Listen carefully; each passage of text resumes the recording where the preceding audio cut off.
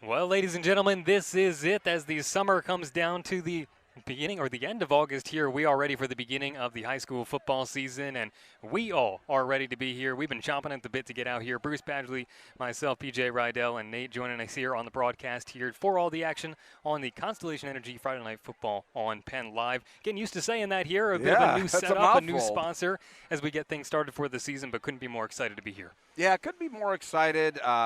What a great opportunity for us to see two teams here tonight that are basically, with head coaches trying to change the culture. Both teams, obviously, we know the story at Middletown and what have you, but Donegal, a couple of tough seasons. And Coach Sarasante, really very enthusiastic when we talked to him on the phone here earlier this week. Yeah, I think there's a lot of optimism from both coaches. J.J. Ortiz from Middletown, as you mentioned, Sarasante for Donegal. A lot of reasons for optimism, and it wasn't, all this, we're going to come back like every coach says, right? I mean, there's a lot of reason. You talk about with Sarasante, he's got a healthier roster. He's got a roster that really put in the work in the offseason. Both teams have young quarterbacks that they're working with, and for J.J. Ortiz, it's his first time on the top of the chain of command for Middletown, an assistant coach for years, now getting his chance as a head coach for the Middletown Blue Raiders. There's a lot of reasons to be excited, but as you've also kind of mentioned, a lot on the line, too, for these teams trying to get the year off to the right start. Yeah, absolutely. And, I was talking to Coach Ortiz on the field before the game, and, I just looked around, and the team looked loose. They didn't look like they were under a lot of pressure. He said that during school today, well, that was a different story. A lot of guys were nervous and what have you. But out on that field in warm-ups, they looked very calm, cool, and collected. So really anxious to see. But, Coach Ortiz, he's got a lot coming back. I mean, I think 10 returning on offense and 9 on defense or flip-flop there. But he's got a lot of veterans, okay? But they're still young players. So still, I think, a very interesting mix between both teams trying to, like I said, change the culture and get over the top here starting this season. Yeah, I mean, at the center of those teams returning, you have a junior quarterback for Donegal coming in here, Chase Marshall, and then you got the sophomore quarterback for for Middletown, in Harrison Ortiz, both of which looked good last year, especially Harrison Ortiz. I mean, in his first year, past the 1,000-yard passing mark, the first quarterback in history to do that for Middletown. And then you look at Chase Marshall, too, had a nice sophomore season for Donegal. And then as he comes in this year, he's another guy that Sarasante was really optimistic about coming in because he said he really did put in a lot of work during the offseason. He feels the team is more bonded than they were last year, which I think was a big part, in part due to injuries. So I think a lot better health, better bonds. It really sets both teams up to look a lot better this year as they try to get things started here from Donegal High School tonight to start off the 2025 season. Yeah, what a great facility it is, the Donegal Athletic Complex. They said it was 13 years old when I asked Frank Hawkins, the athletic director. I couldn't believe when he told me that. I drove around the facility. I mean, just immaculate. And a great atmosphere, great weather, and a good crowd. Yeah, I mean, you mentioned the weather. This is perfect weather as we start off the season. A really nice complex here. You talk about the nerves of the players. I don't know about you, but as I walked through the kind of tunnel under the complex here to get into the stadium, you had that little pang of adrenaline, and we get it too, and I can't imagine what it's like for the players. But you do kind of get that sense of adrenaline, like Friday Night Football is back, and we certainly couldn't be more excited to be here for it on Penn Live, again sponsored by Constellation Energy. Yeah. Awesome to be here for the action. Glad you could join us here tonight. Our first of the Friday Night Football action for the 2025 season, the Donegal Indians. They're playing host to the Middletown area Blue Raiders, two teams trying to bounce back. And there go the Donegal Indians with the flags racing through the gauntlet of the student section onto the field. I don't know that I've ever seen, or at least I haven't recently seen, a student section gauntlet on the field like that.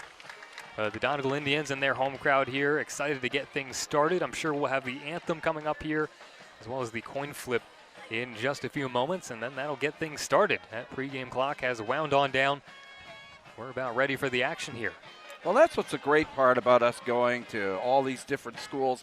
And this is our first time at Donegal. This is my first game in my 15 years covering high school football in Pennsylvania at Donegal. And so you really always love to see the traditions that each school has. And they're always memorable.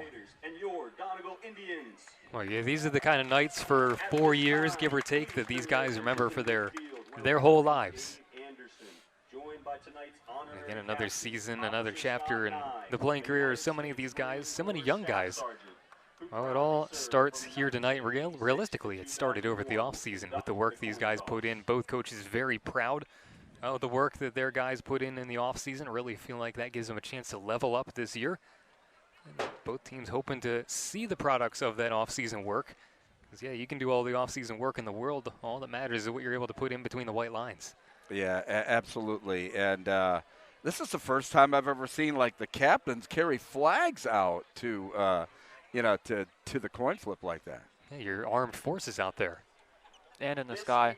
Oh, yeah, we got some of the... Yeah, wow, here we go. We got some parachutists coming in. Look at here. Some paragliders. Let's see what kind of camera work we get from our buddy Nate Zellers here, picking up Yeah, they're playing the songs of our various armed forces here tonight. A nice nod to those who protect the freedoms of our great country.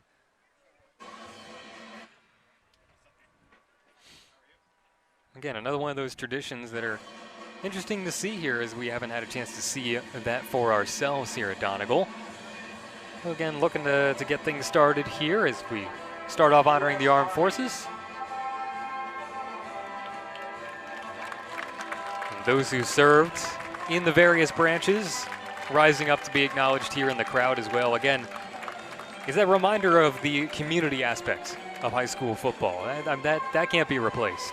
Yeah, I think this is just going to be a flyover. I thought it was maybe some parachutists there, but yeah, no, those are just those gliders doing a flyover. Incredible. Well, fortunately for them, there is no shortage of fields to land in around here.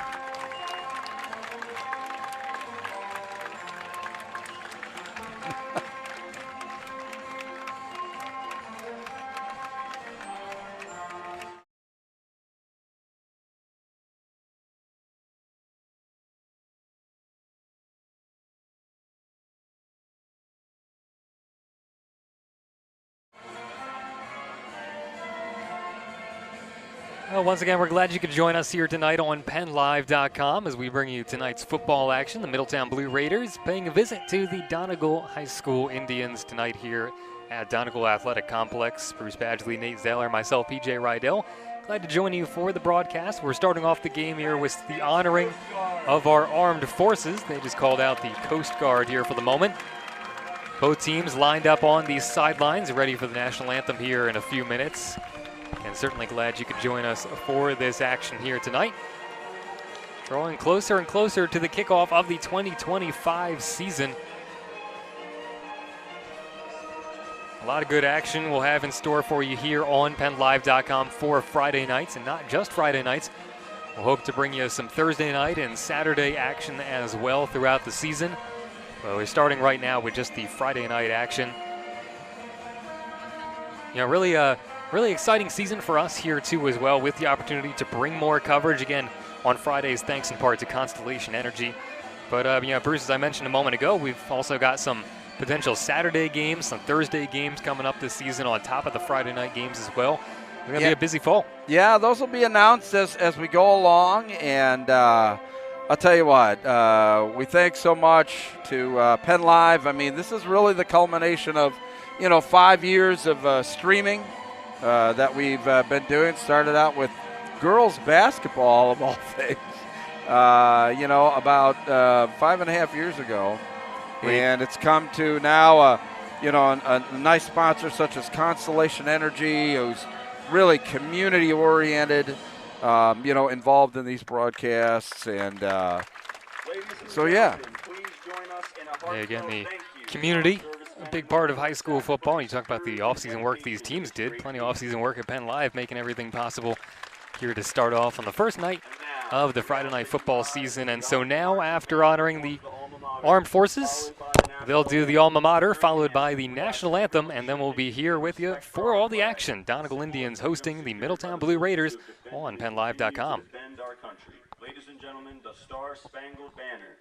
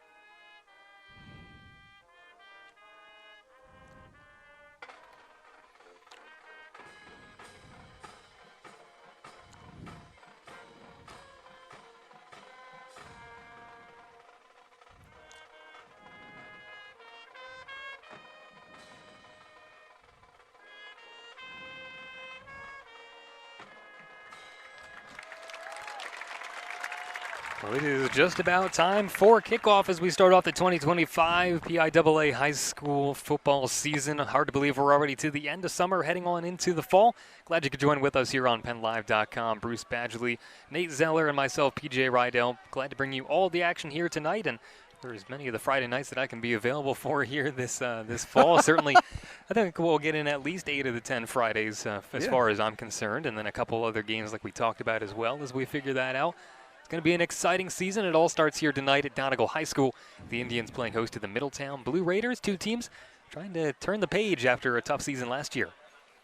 And I'm really interested to see, and I was talking to one of the coaches on the sidelines before the game, I think special teams is going to play an important part of this game, only because how much work have these teams had, with special teams against really, in live action. There were a few plays in the scrimmages, the one scrimmage that we had last week. But I'm really anxious to see how special teams are going to play a part in this game. Not only the return coverage and what have you, but, the snaps, the extra points, the punts. Yeah, all the little marginal things that add up to really make a difference in these games. They'll tell you it's the little details that make all the difference.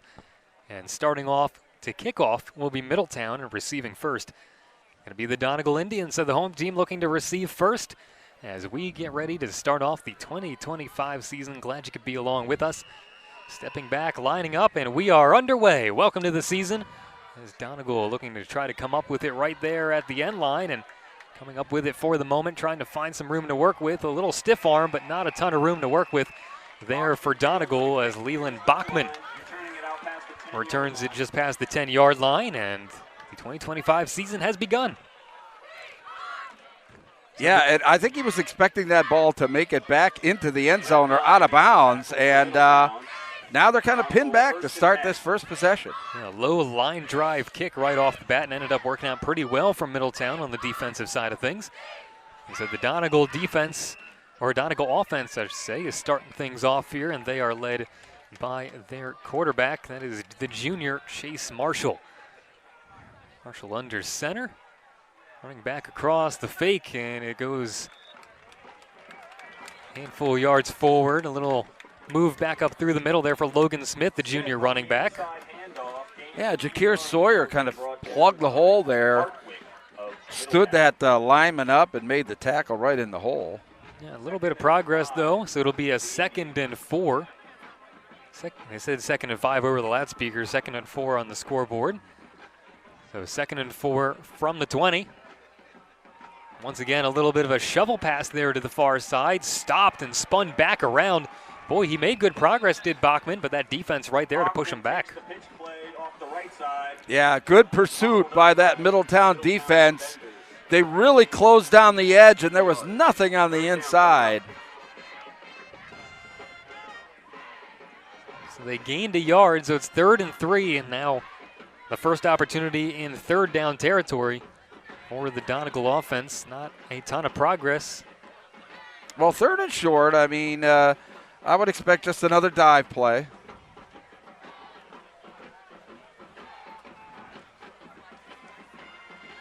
Clear expectation for a run on 3rd and 3 at the 21-yard line. Donegal offense trying to get their first down, and that looks like it's going to be enough, and then some. Racing for the first down was Chase Marshall himself. Yeah, good job there. Stayed with it there, kept those feet churning. And that always helps. First possession of the year, the team comes out, gets a first down, and it just means a lot. Yeah, it makes you feel a little better, a little more confident. All right, we got that first down. We managed some situation stuff there right on the first drive, and so it's a fresh set of downs, 1st and 10 from the 31-yard line. Look at this interesting lineup. They have everybody in a bunch in the backfield. Now the bunch runs up to the line, and you do finally have some passing threats here. Pretty much everything seemed to indicate just a run, and it's another run right there. And Isaiah DeJesus, the junior running back. DeJesus takes it for a few. Elijah Einzig really plugged that hole well. And he's, we talked about the fact that, Middletown, even though they have a lot of experience, is still very young. And Einzig there, still a junior. The junior running back, DeJesus, took it for 2 yards, 3 yards now, 2nd and 7 at the 34-yard line for the Donegal offense. About 3 minutes have passed here. It's going to be interesting if they use this that type of offensive formation there and just plugged. Yeah, plugged up at the line. There's a pile and there's a flag on the play too, called pretty much immediately. Josh Toro, number 55, with the big stop there. Indians getting called for illegal motion, so that'll set them back. Back to a 2nd and 12. Back on the 29-yard line. It's the first flag of the season. Sets back the Indians by 5. Yeah, and that's one thing to watch. Obviously, flags and, with only one scrimmage under their belt. I mean, these teams have really not, performed with the bullets flying is what I call it there. They're going to have to learn by doing here. Yeah, it's always going to take a little bit to get into rhythm. The two things you look for at the start of the season are being out of sync and guys' legs cramping up as you're still getting used to the conditioning. But so 2nd and 12 from the 29. Marshall keeps it. Started stepping to the near side. He loses it, but coming up with it and recovering is Isaiah DeJesus. And boy, it's a good thing for the Indians that DeJesus was right there, and he took it all the way to the 40. Yeah, that was Einzig forcing that fumble. It rips it out of there right there, but Johnny on the spot there was Ross. And the turnover battle is just so important in high school football. About 80% of the time, the team who wins the turnover battle ends up winning the game. There's our good friend Nate Zellers. Stalwart on the camera always, and great commentary as well. You always got to protect the rock, and they take the ball all the way to the 40 after a bit of a fortunate bounce there off the fumble by Marshall. See if that gets some of the butterflies out of the system for Marshall. 3rd and 1 from the 40, short yardage situation, and give them another first down. So the Donegal offense, nothing sparkling, but enough to get a second first down. They're just living off 3-4 yard runs here. Just keep moving forward, and even with that flag, they were able to recover. Well, you want to keep it simple here to start, too. I mean, as long as you're matriculating the ball down the field, it's your opening drive of the season, makes a lot of sense to keep it with high percentage plays. Yeah, although a couple of setups from the line of scrimmage might have indicated a possibility of a throw, not much of an interest in letting the ball fly for the moment for the Indians. As he said, trying to keep it simple, just keeping it on the ground. Marshall back behind, steps back, rolls out to the right. First potential look down the field, as I mentioned it. Opts to take it instead, gets the first down and knocked out of bounds on the Middletown sideline. So Marshall using the legs to get another first down. Starting to get a little trickier here is the Donegal offense. Yeah, Nikias Zenin put a lick on him heading out of bounds. Or excuse me, it was not a first down, just a gain of 3. I was looking at the wrong yard marker. First game of the season for us too. It was a 2-yard gain, 2nd and 8. Yeah, we're getting reconfigured here with the broadcast. Yeah, I thought that seemed a little short to possibly be a first, and I would be right. So a gain of 2 there, 2nd and 8 from the 44-yard line for the Donegal offense that keeps on moving forward. And a timeout called by the Donegal Indians here, the first timeout of the game with just under 7 minutes left to play here in the first quarter. And glad you could join us for PennLive.com Friday Night Football, brought to you by Constellation Energy. Yeah, we want to thank, we did a lot of headshots at our media days across across the conference here, and here's one of them. Hi, this is Harrisburg Volleyball, and you're watching High School Sports on Penn Live. Okay, Harrisburg volleyball checking in as we had, my God, I think all the teams that we had throughout all of the sports there on Penn Live, just an impressive couple of days. Took 4 days over 2 weeks, so we got everybody. Yeah, those media days are important because, I mean, we talked about it when we talked to the coaches here, Sadasante and Ortiz. It really does give you a whole different perspective on the start of the season. You know, because for so many people outside, you look at the numbers from last year, you say, ho-hum, okay. Yeah, right, you know, exactly. But then you realize how much passion is behind these teams and what they're looking to do this season. It makes all the difference.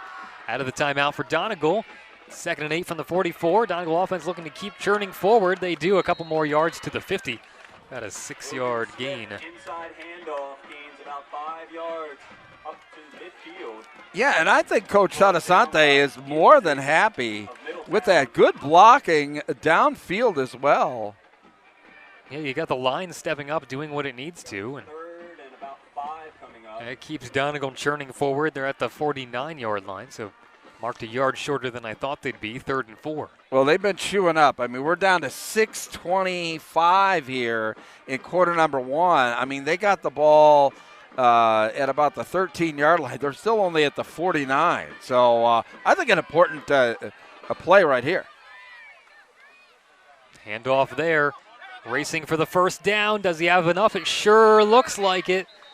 We'll check and see what they rule, but it sure looked like he had enough for that first down for Donegal. Yeah, Middletown was a little late getting set. There's DeJesus getting it again. He does pick up the first down. And boy, this Donegal offense just keeps on chugging. Down to 6 minutes left on the clock. They've wasted the first half of the quarter just working past the 50-yard line. Slow and methodical. It works. I'll tell you, that big defensive line there for Middletown getting pushed back by that Donegal offensive line right now. Having their work cut out for him here. 1st and 10 from the 46. Trying to take it up the middle was Marshall, and he was immediately met and knocked back to the 49-yard line. That's a loss for the Donegal offense. I think that was George Hartwick, number 52, who comes flying in to disrupt this play. There he is there. And then his teammates finish it up. But big play on first down. Hartwick, one of the key guys for this defense from Middletown. You look at the senior linebacker, a Mid-Penn All-Star in 2024. 87 tackles, 1 forced fumble in the 2024 campaign. Another guy that Coach J.J. Ortiz pretty high on that defensive line, and rightfully so. It sets up a 2nd and 12 at the 48 for the Donegal offense. They marked him further forward than he ended up landing. And a timeout. Yeah, another Donegal timeout with 4:56 left to go in the first quarter. And, we want to thank our friends at Constellation Energy for their support of these broadcasts.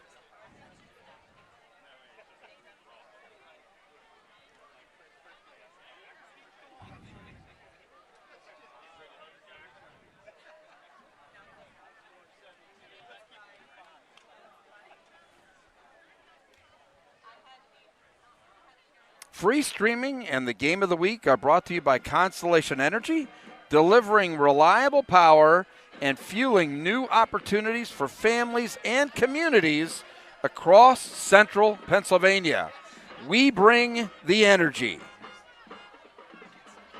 Again, thanks to Constellation Energy for making these streams possible. Glad to be joining with you on a Friday night. Donegal Indians slowly but surely turning up the field at the 48-yard line. They have had sole possession of the ball. This is still the first possession of the game with 4:56 left to play in the first quarter. Yeah, absolutely. 2nd and 12 from the 48. Chase Marshall lets his first pass of the day fly, and it lands in the hands over there on the far side of Angel Mendez, and he is finally stopped at just about the 42-yard line.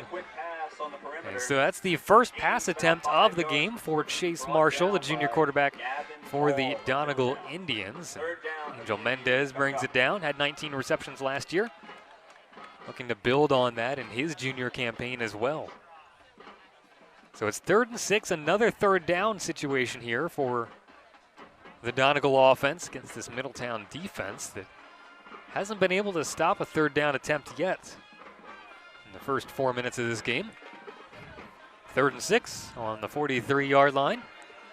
Donegal looking for yet another third down conversion. The snap, Marshall takes it himself to the left side, shovel pass, a little handoff. It lands in the hands there of Logan Smith, who barrels up past the 35-yard line. There was a flag behind the play, though. Let's take a look, and that's going to be on Donegal. And so that thwarts that opportunity on third down. Yeah, I'll tell you what, really nice job there by Marshall getting it out to the back. But as you said, looks like that is going to come back. Yeah, that it is the call on Donegal with the flag. So Donegal, for the most part, going forward, only had one play go backwards that didn't, that wasn't caused by a flag.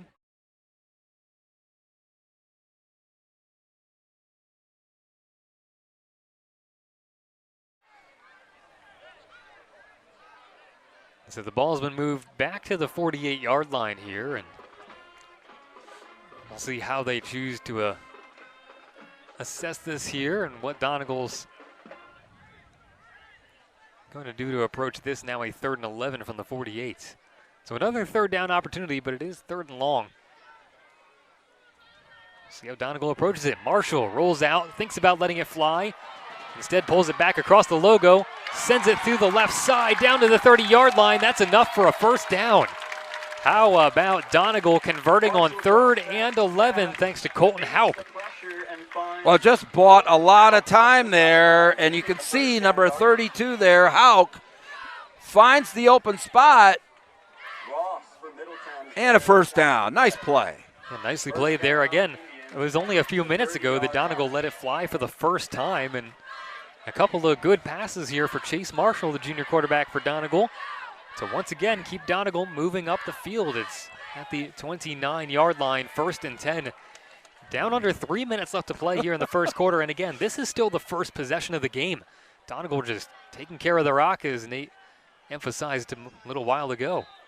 Yeah, they sure are. And, that play is a perfect example. They just feel that they can grind it right up the gut. And, they're being patient. And that's a sign of good coaching. These guys are playing within themselves. They're playing within the game plan. Yeah, good disciplined approach here by the Donegal offense, especially for the first possession of the new season. It's a good look for them here. They have had 2 flags. They found a way to overcome both of them. Now it's 2nd and 7 on the 26-yard line after a little 3-yard run up the middle. Donegal just looking to keep on churning. Marshall immediately met by not 1, not 2, but 3 Middletown defenders and laying it on him, especially there. Jacob Pomraning letting it fly there. Avery Waits getting the credit for really penetrating the line. And that's only really the first time that we've seen Middletown get through the line like that on Marshall.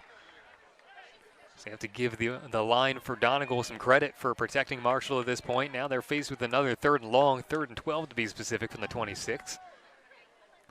Under 2 minutes left. It's crazy to think that this Donegal possession has taken up almost the entirety of the first quarter. I don't think I've ever been involved in a game that a team has taken the opening kickoff and just didn't down the whole quarter, and he just airs it out, incomplete.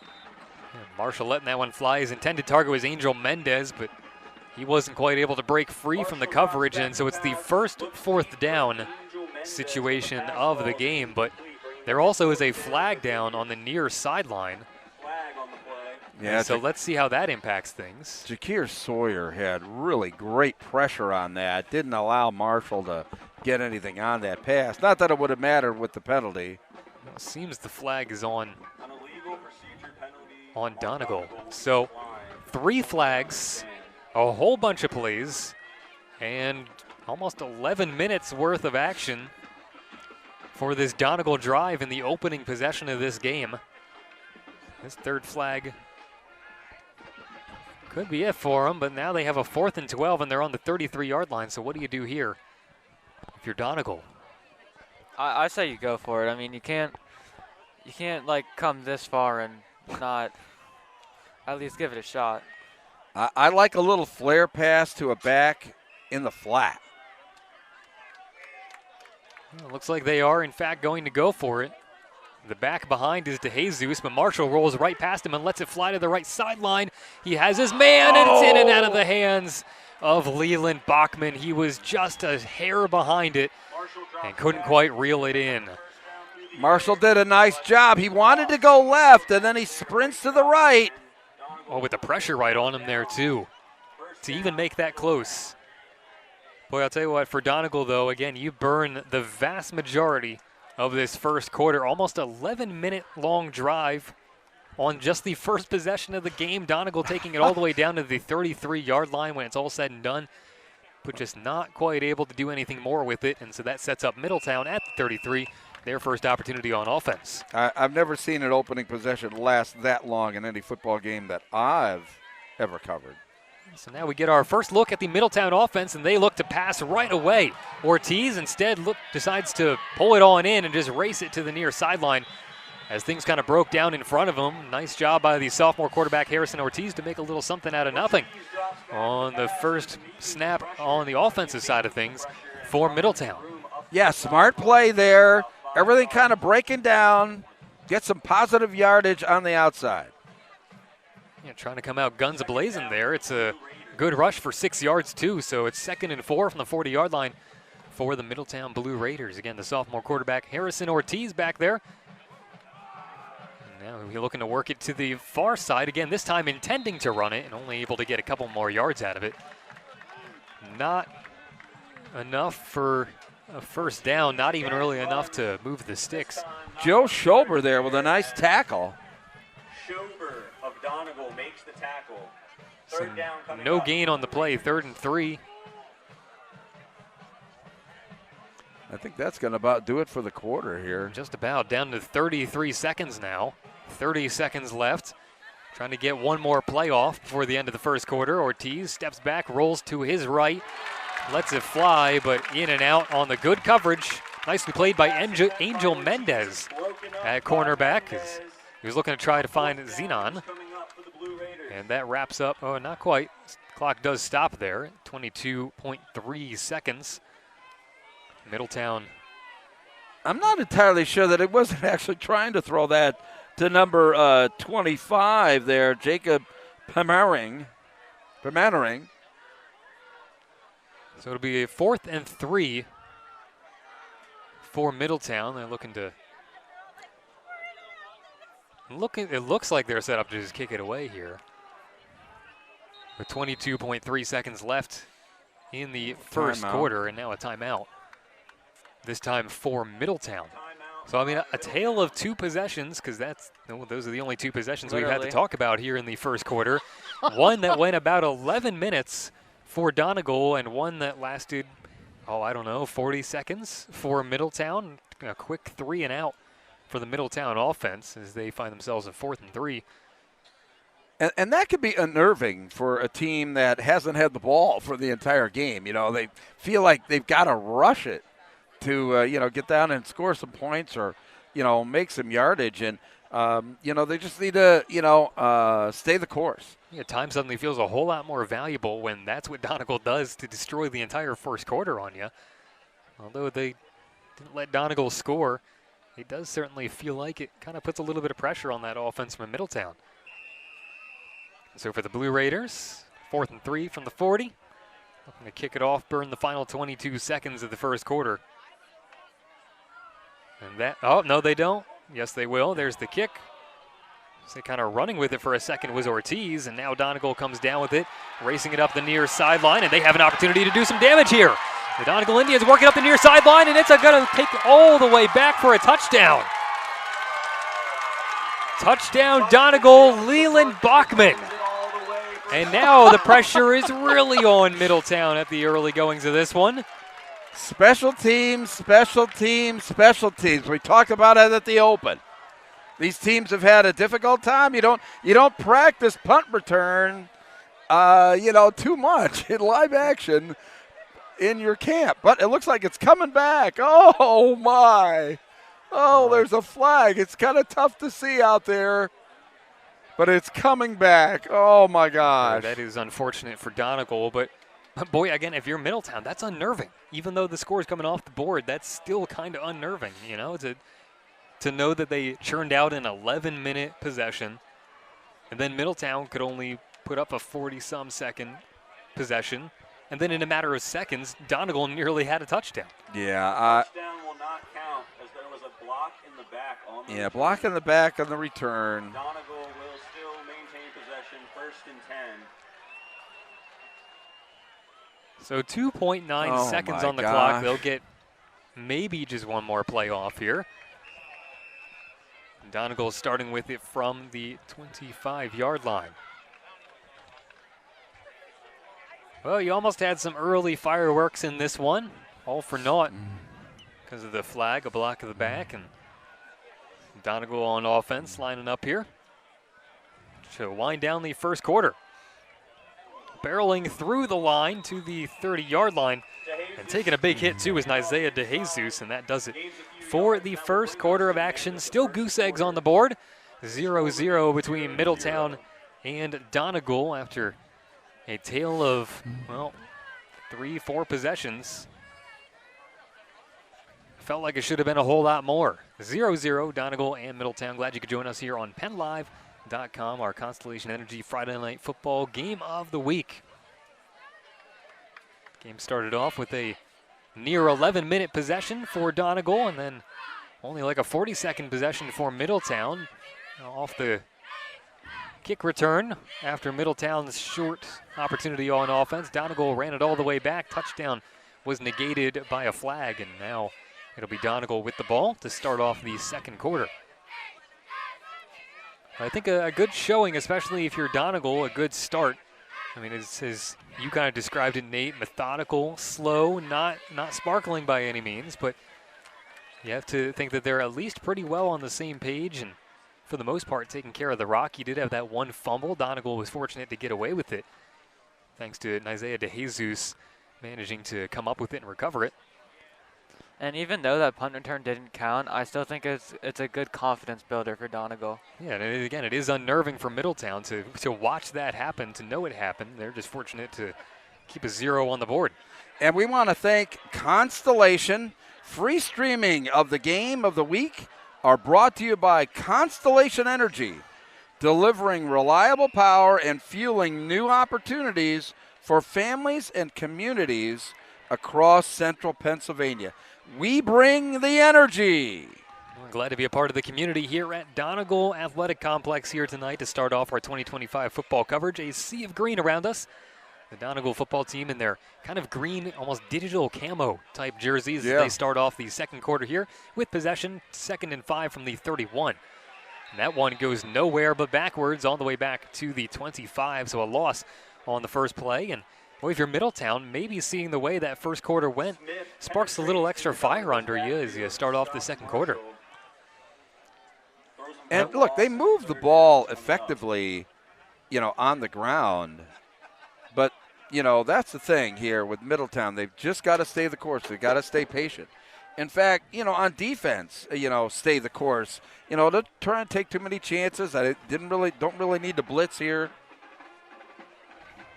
And I mean, for Middletown, you talk about, new head coach this year, J.J. Ortiz, a former offensive and defensive coordinator for the Middletown Blue Raiders. But when we talked to him earlier this week, he really seemed to light up when he talked about defense. Hoping his defense can come up with something here. Marshall races through the line and brought down at about the 39-yard line, but there is another flag. Chase Marshall kept it, and it looks like this one's coming back again. My, oh my. Now we're starting to see the penalties. Donegal getting called for the hold, and was that their 4th, 5th flag here at this game? And yeah. None for Middletown, but so Donegal going backwards more than forwards here as of late after that early drive. It'll put them in a 3rd and 19 situation from the 27. So for Middletown, I mean, take advantage of it. See if you can capitalize on these mistakes, get yourself some good field position, and see if your offense can't have an opportunity from up close. Got to do whatever they can to stop this churning Donegal offense. Again, 3rd and 19 from the 17-yard line. Donegal offense deep in their own zone, trying to find a way back out of it. Another tough third down situation. Some motion across to the near side. Marshall stepping back, has an opening in front of him, lets it fly to the near side. Not a ton of room to work with there as the defense swarms Leland Bachman. And not even really enough for a gain, much less the first down. And it's a 4th down situation deep in their own zone for Donegal. And that was just a great job by that Middletown defense. Marshall dumps to Bachman. He gains a few yards before number They 25. flushed Marshall from the pocket, and they really kept everything in front of them. And here comes some of our Constellation Energy T-shirts by the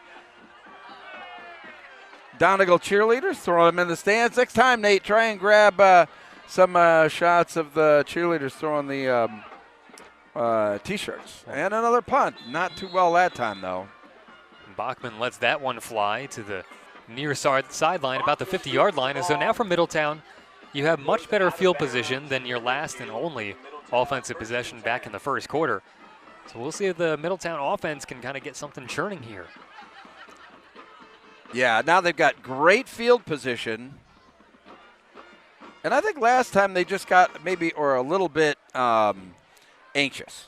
Yeah. You know, now I think they, they just need to settle in and run their offense. Yeah, the way the Donegal offense took care of the first quarter, it kind of manufactured some urgency. And now even before the snap, we have a flag. Are they counting for too many men? Yeah, illegal substitution.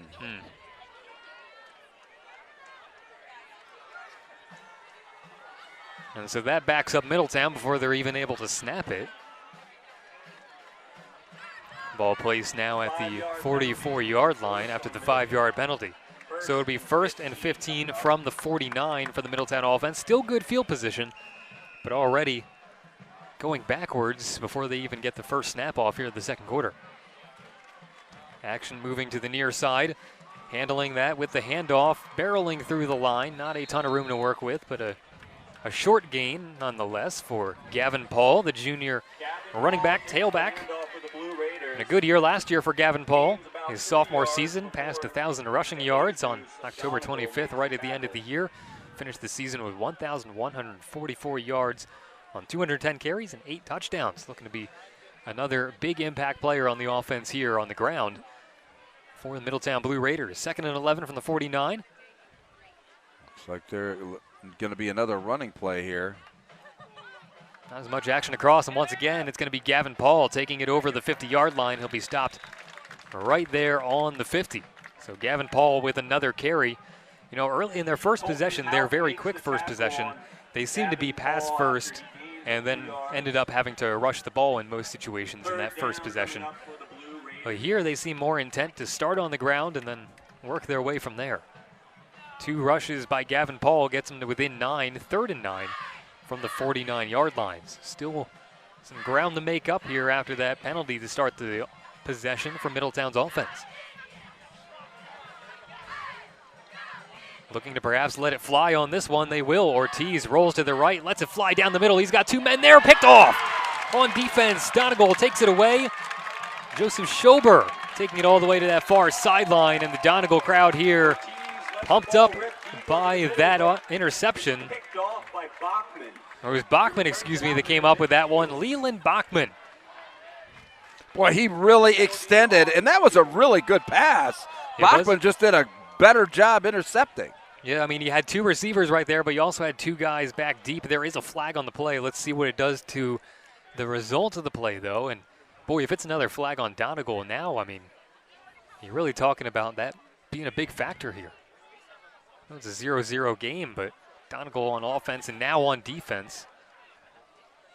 And it is on Donegal. Well, holding on the return, but Donegal, again, plagued by penalties. That's a tough one to take, too, because you got the interception. There's no reason to give up the penalty after you got the ball. I mean, that's the product of the early season, still working on some discipline, things like that. And so, again, right place, right time for Leland Bachman. A nice look, but it all goes for naught. And now Middletown gifted new life. 1st and 10 from the 21. 8:10 to go. Or excuse me, Donegal with the ball, of course. Brings it up to the 26-yard line. So Donegal having to start deep in their own territory, but they got the ball back. Nice job by Bachman as he kind of picked his way through the defense there. Didn't have much room, but did a good job moving forward. That's one of the things that I think is the most underrated about a running back is the ball carrier vision. It's just so crucial that a good running back has nice vision. He knows where to cut, knows where the defense is. Trying to find the gaps in that line from Middletown. Donegal, 2nd and 5 from the 27. After getting the ball back thanks to a Bachman interception, could have had better field position if not for a holding call after the play. Pass to the near side, doesn't go very far, and the whistle's immediately right there as receiving the ball for the Donegal offense is Angel Mendez again. Mendez involved in the limited passing here in the early goings. 7:17 left to play in the first half. Yeah, that he just kind of put his knee down there. Not that he would have gotten a lot more yardage anyway because the defense was really on top of the play. But yeah, not a lot he could have done. It was a low pass too, so he ended up having to go down for it, and defender right there to make the contact. 7 minutes left in the first half, 3rd and 1. Donegal's been good in these short yardage situations, trying to convert on another one. And the jump on the line, that's going to go against Middletown. At least that's what the whole Donegal crowd here thinks that it does. Offsides on the Middletown defense, and well, that's one way to convert on 3rd down. Donegal getting that fresh set of downs on a mistake by Middletown. yes. Limited mistakes from Middletown, but that one does move the sticks.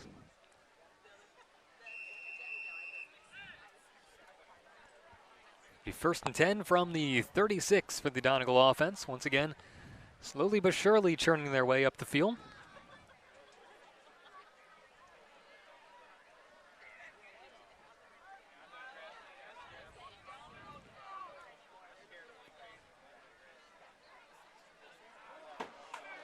Another flag flies right there as Marshall just rushes that one to the near sideline out at the 41. It's a false start on Donegal.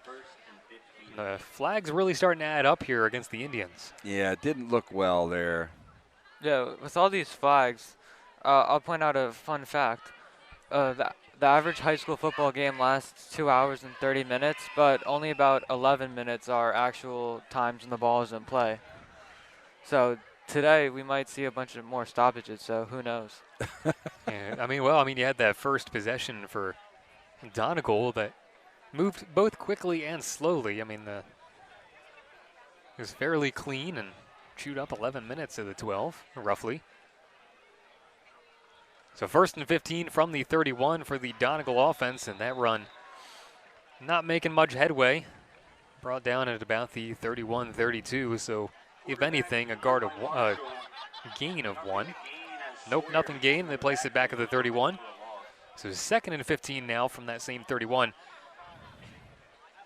Yeah, now I think this is a big play for this. Oh, man, somebody just threw up on the field there. Well, that's the early season conditioning catching up to you. Fortunately, it's not all that hot out, but they will need to take care of that. It is an artificial turf field, so guess we'll hang tight for that. Not quite the action we had in mind at the start of this game. A 0-0 score still, and you've had a little bit of everything, some health issues on the field the latest. You had an 11-minute drive to start the game for Donegal, and so just kind of a little bit of everything in this one, everything but scoring, that is. Yeah. The only real shot at scoring that we had was a returned kick for Donegal to end the first quarter, but that one was taken back. It was negated by a flag, like many things at this point in this game. Well, it's only week 1. These things are bound to happen. Yeah, whether it be conditioning things, I mentioned like cramping earlier. The past few seasons, I feel like we had a player down for a cramp every quarter. Tonight we've had much nicer weather, much cooler for the end of August. That has helped a little bit. Yes, and let's thank Constellation. Free streaming and the game of the week are brought to you by Constellation Energy, delivering reliable power and fueling new opportunities for families and communities across central Pennsylvania. We bring the energy.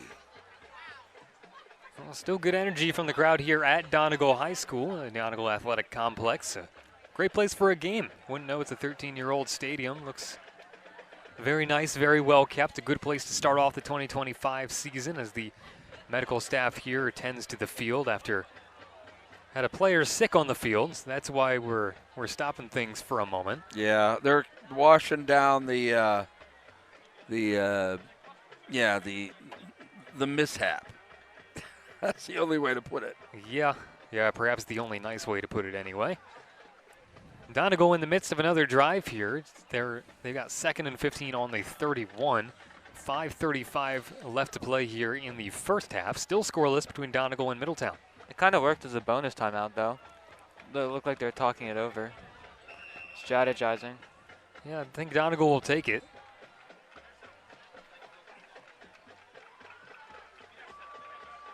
So after the stoppage, the teams retake the turf, perhaps a little more mindful of where they step. But regardless, they're back on the field ready for the 2nd and 15 from the 31. Donegal's offense looking to go up the middle. It's a handoff there just to the far side.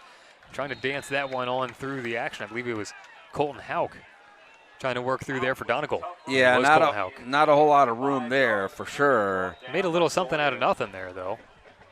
Another flag on the field, though. Oh, my. So we'll see who that'll get called on here.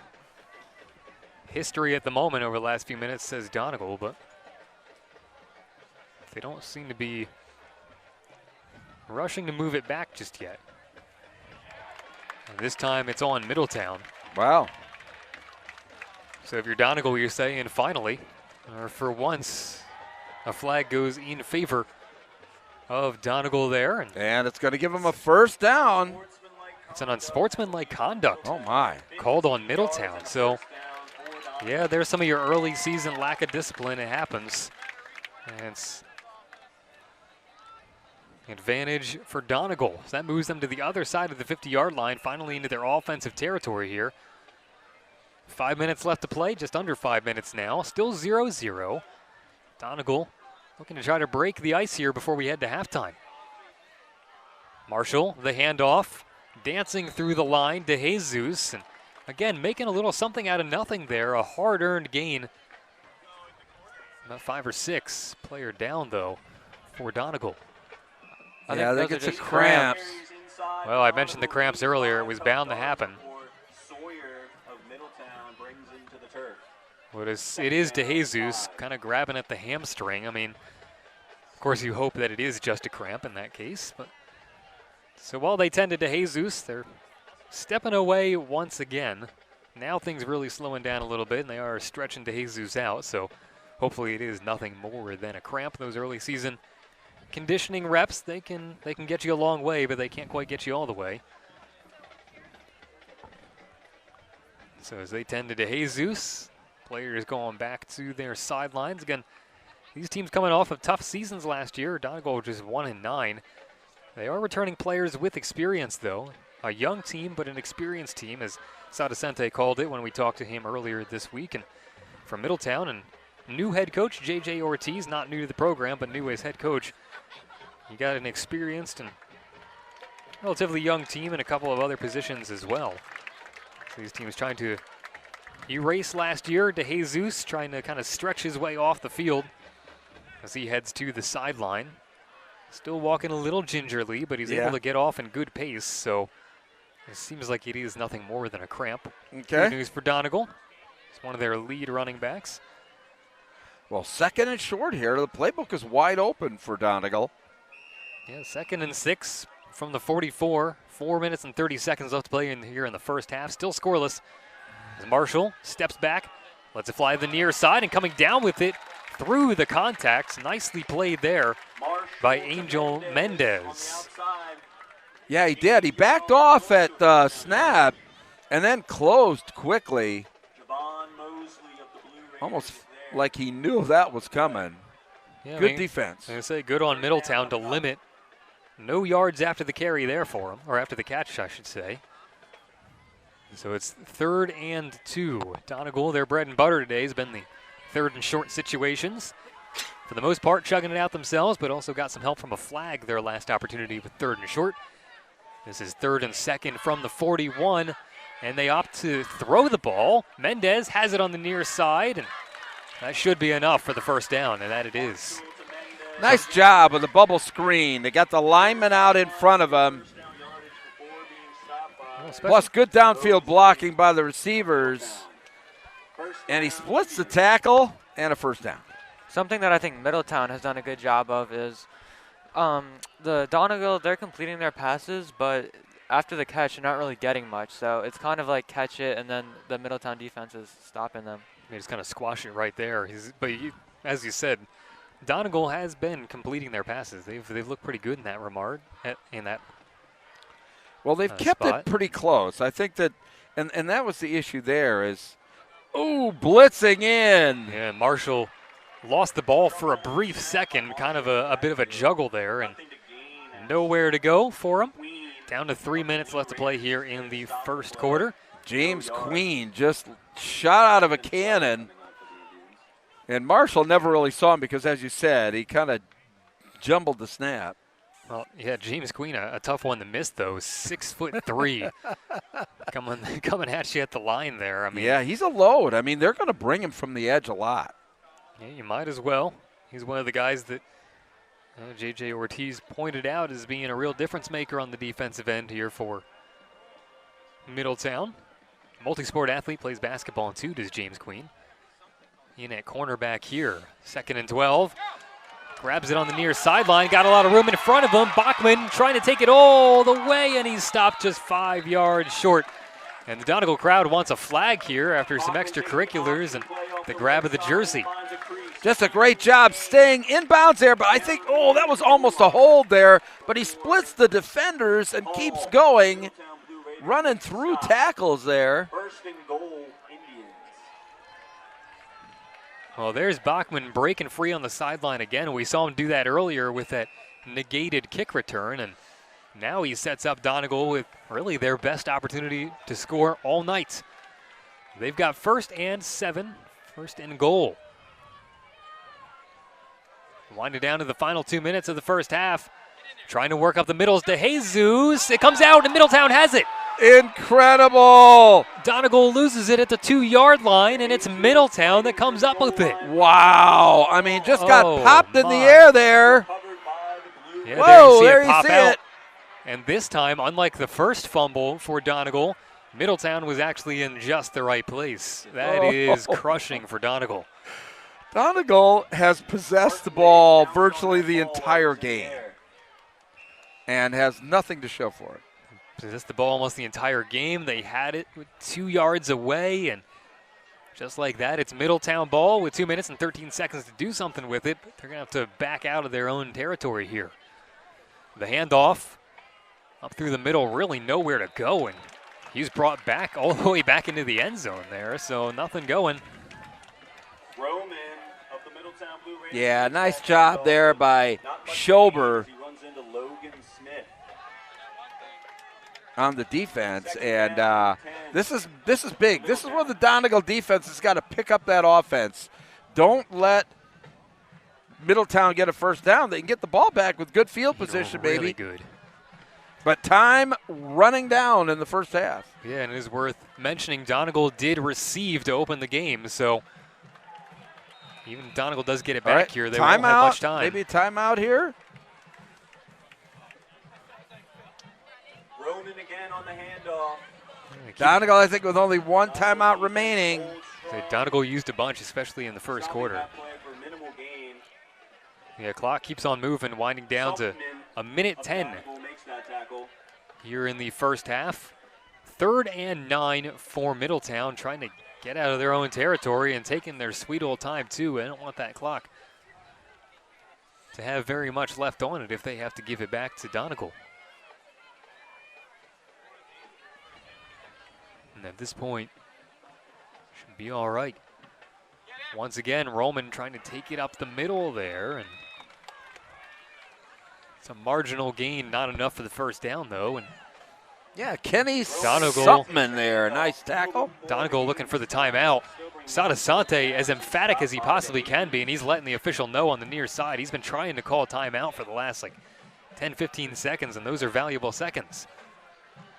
So Donegal taking the timeout with 33.3 left on the first half clock. Well, stick with us at halftime. Have a nice presentation from Dave Macheski, or just a nice conversation with Dave, Community Relations Manager for Constellation, and our good friend Chris Hopkins. You finally get to see this guy after 5 years of being kind of the executive producer of our broadcast here. We'll have a nice conversation that they had regarding Constellation Energy and their investment in the community.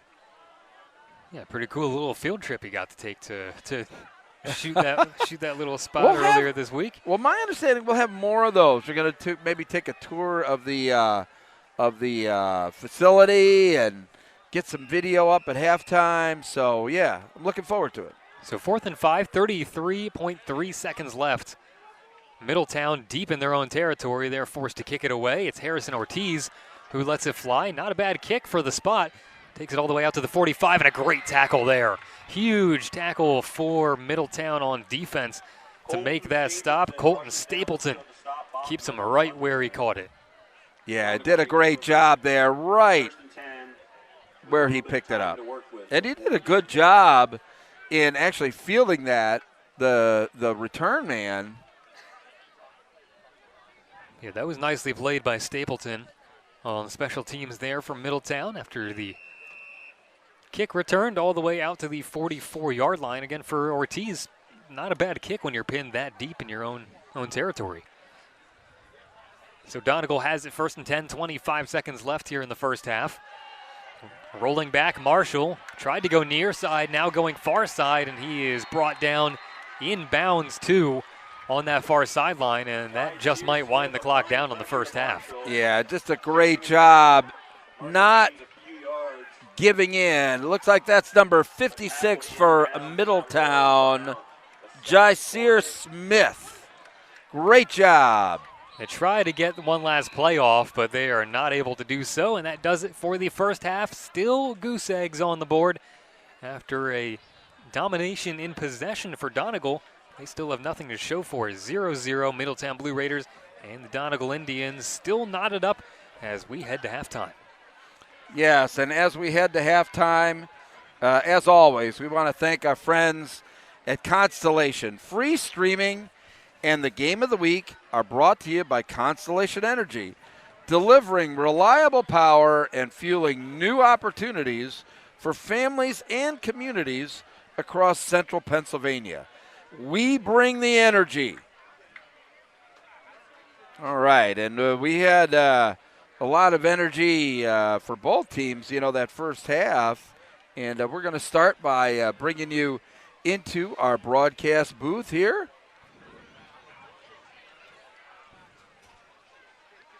And there we are. Bruce Badgley, P.J. Rydell, Nate Zellers from the Donegal Athletic Complex. And a very interesting scoreless tie at halftime. Donegal really having opportunities, but the penalties and the turnovers, boy, that was something they couldn't overcome. Yeah, the penalties were one thing, kind of going backwards more than they went forward after that successful first drive in terms of marching up the field, not successful in terms of the scoring. But then, yeah, I mean, boy, on the 2-yard line, fumbling it there when you have your opportunity to break the ice, that's the one that comes back to you at the end of the fourth quarter and you wish you had that back. Yeah, I tell you what, but on the flip side, though, they've got to have a lot of confidence going into halftime that they've been able to move the ball. They've been able to really basically implement their game plan. I think that they've done everything that they've wanted to do except for score the football. Right. Yeah, I think they've looked good in that respect. And from Middletown, too, after that first possession, I feel like they've started to settle things down a little bit, particularly on offense.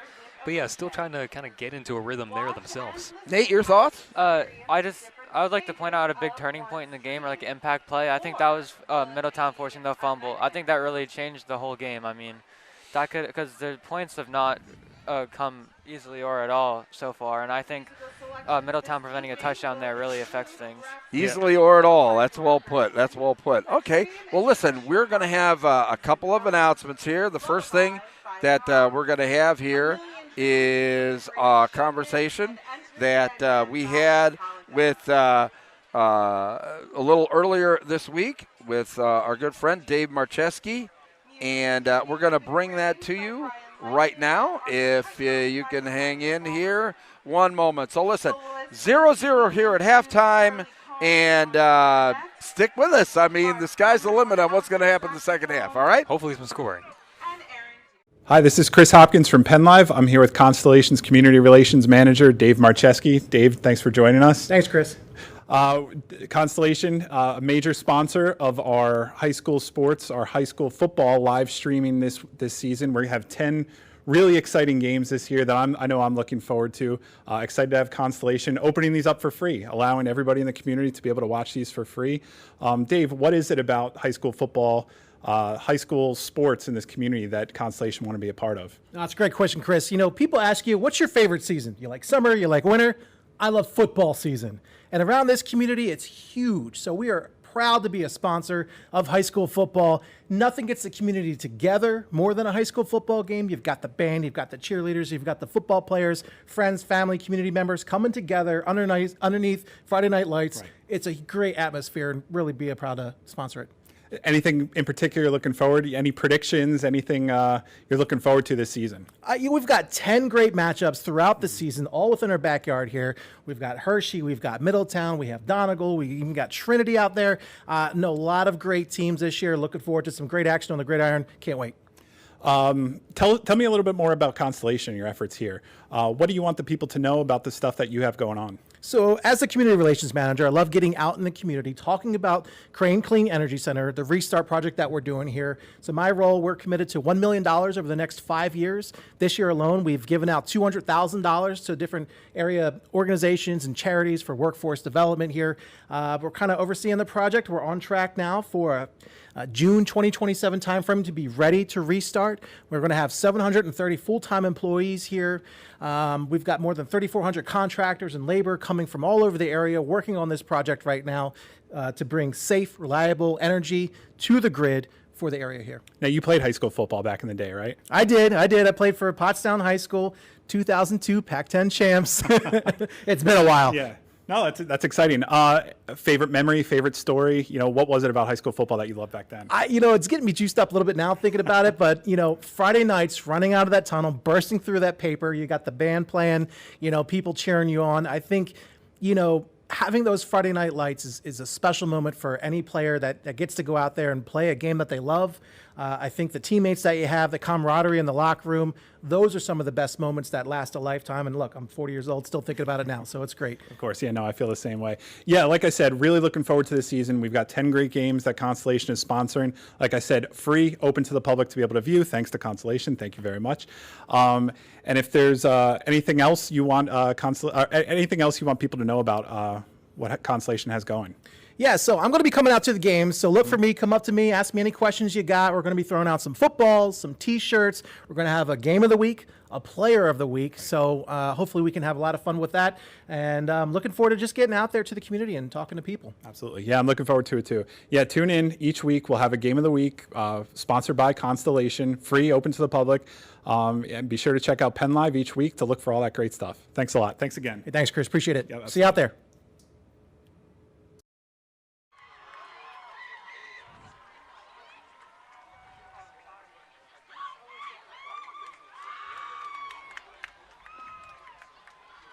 The Blue Wave Band is proud to present Dreams.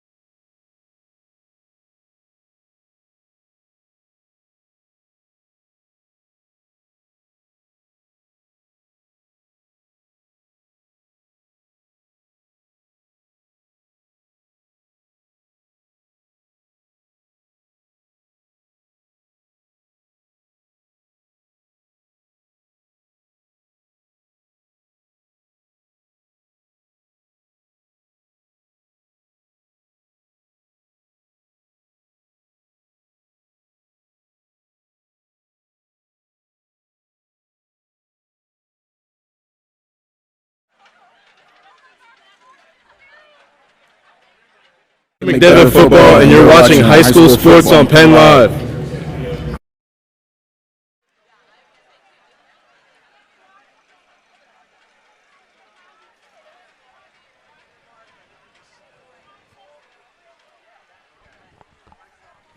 Well, welcome back, ladies and gentlemen, here on PennLive.com as we continue with our Friday Night Football brought to you by Constellation Energy. Glad to be with you here for the action tonight. And as far as the action goes, you look at the 0-0 score and you say, oh, what action? What are you talking about? Well, there was plenty of back and forth, certainly a dominant possession game for Donegal. Still just not quite able to break things across the plane. And as you mentioned, they were really close when we went into halftime. They were right at the 2-yard line. Lost it on the fumble. Middletown was able to recover, and that really has kind of been the turning point at this point as it remains gridlock 0-0. They even scored a touchdown, but all their penalties keep holding them back. Great point there. That is true. That was a combination, the turnovers, the penalties. They've got their own self to blame. They've possessed the ball. They've moved the ball offensively. But, those penalties, literally self-inflicted wounds for Donegal. And quite honestly, Middletown really hasn't had the ball enough to really kind of develop any kind of, cohesion or any type of offensive flow. And I think that's what's hurting them. And that's the other thing, too, is how patient are they going to be the second half with trying to score points if Donegal continues with this methodical ball control offense? Yeah, I mean, you do have to be careful if you're Middletown because you've seen the big play potential for Donegal. In particular, when you've seen Bachman go down the sideline twice for some big gains. One of those was that kick return touchdown that got negated. So they have the ability to do those big plays, just haven't been able to actually convert it into a score at this point in time. 0-0, Donegal and Middletown here, week 1 of the PIAA football season, brought to you again here tonight on PennLive.com by Constellation Energy. Yeah, and we want to thank Constellation once again for their support. Tonight's game of the week is brought to you by Constellation Energy, delivering reliable power and fueling new opportunities for families and communities across central Pennsylvania. We bring the energy. We're hoping that the teams can bring a little more energy here in the second half as well. Not to say that there was a lack of energy, but certainly that lack of scoring. Now it's a matter of seeing whether or not someone can break the ice here sooner rather than later. Sure. So, I mean, and that's part of it too, is it's not so much that either team has been particularly out of sync necessarily. They just have, especially for Donegal, you shoot yourself in the foot with some of those flags and those backwards plays, and if you're Middletown, you just haven't had the ball enough to do anything with it, really. So it's not that – there's certainly some of it you can ascribe to, oh, it's early in the season, it's week 1. Some of it's just that's the way the dice rolls every once in a while.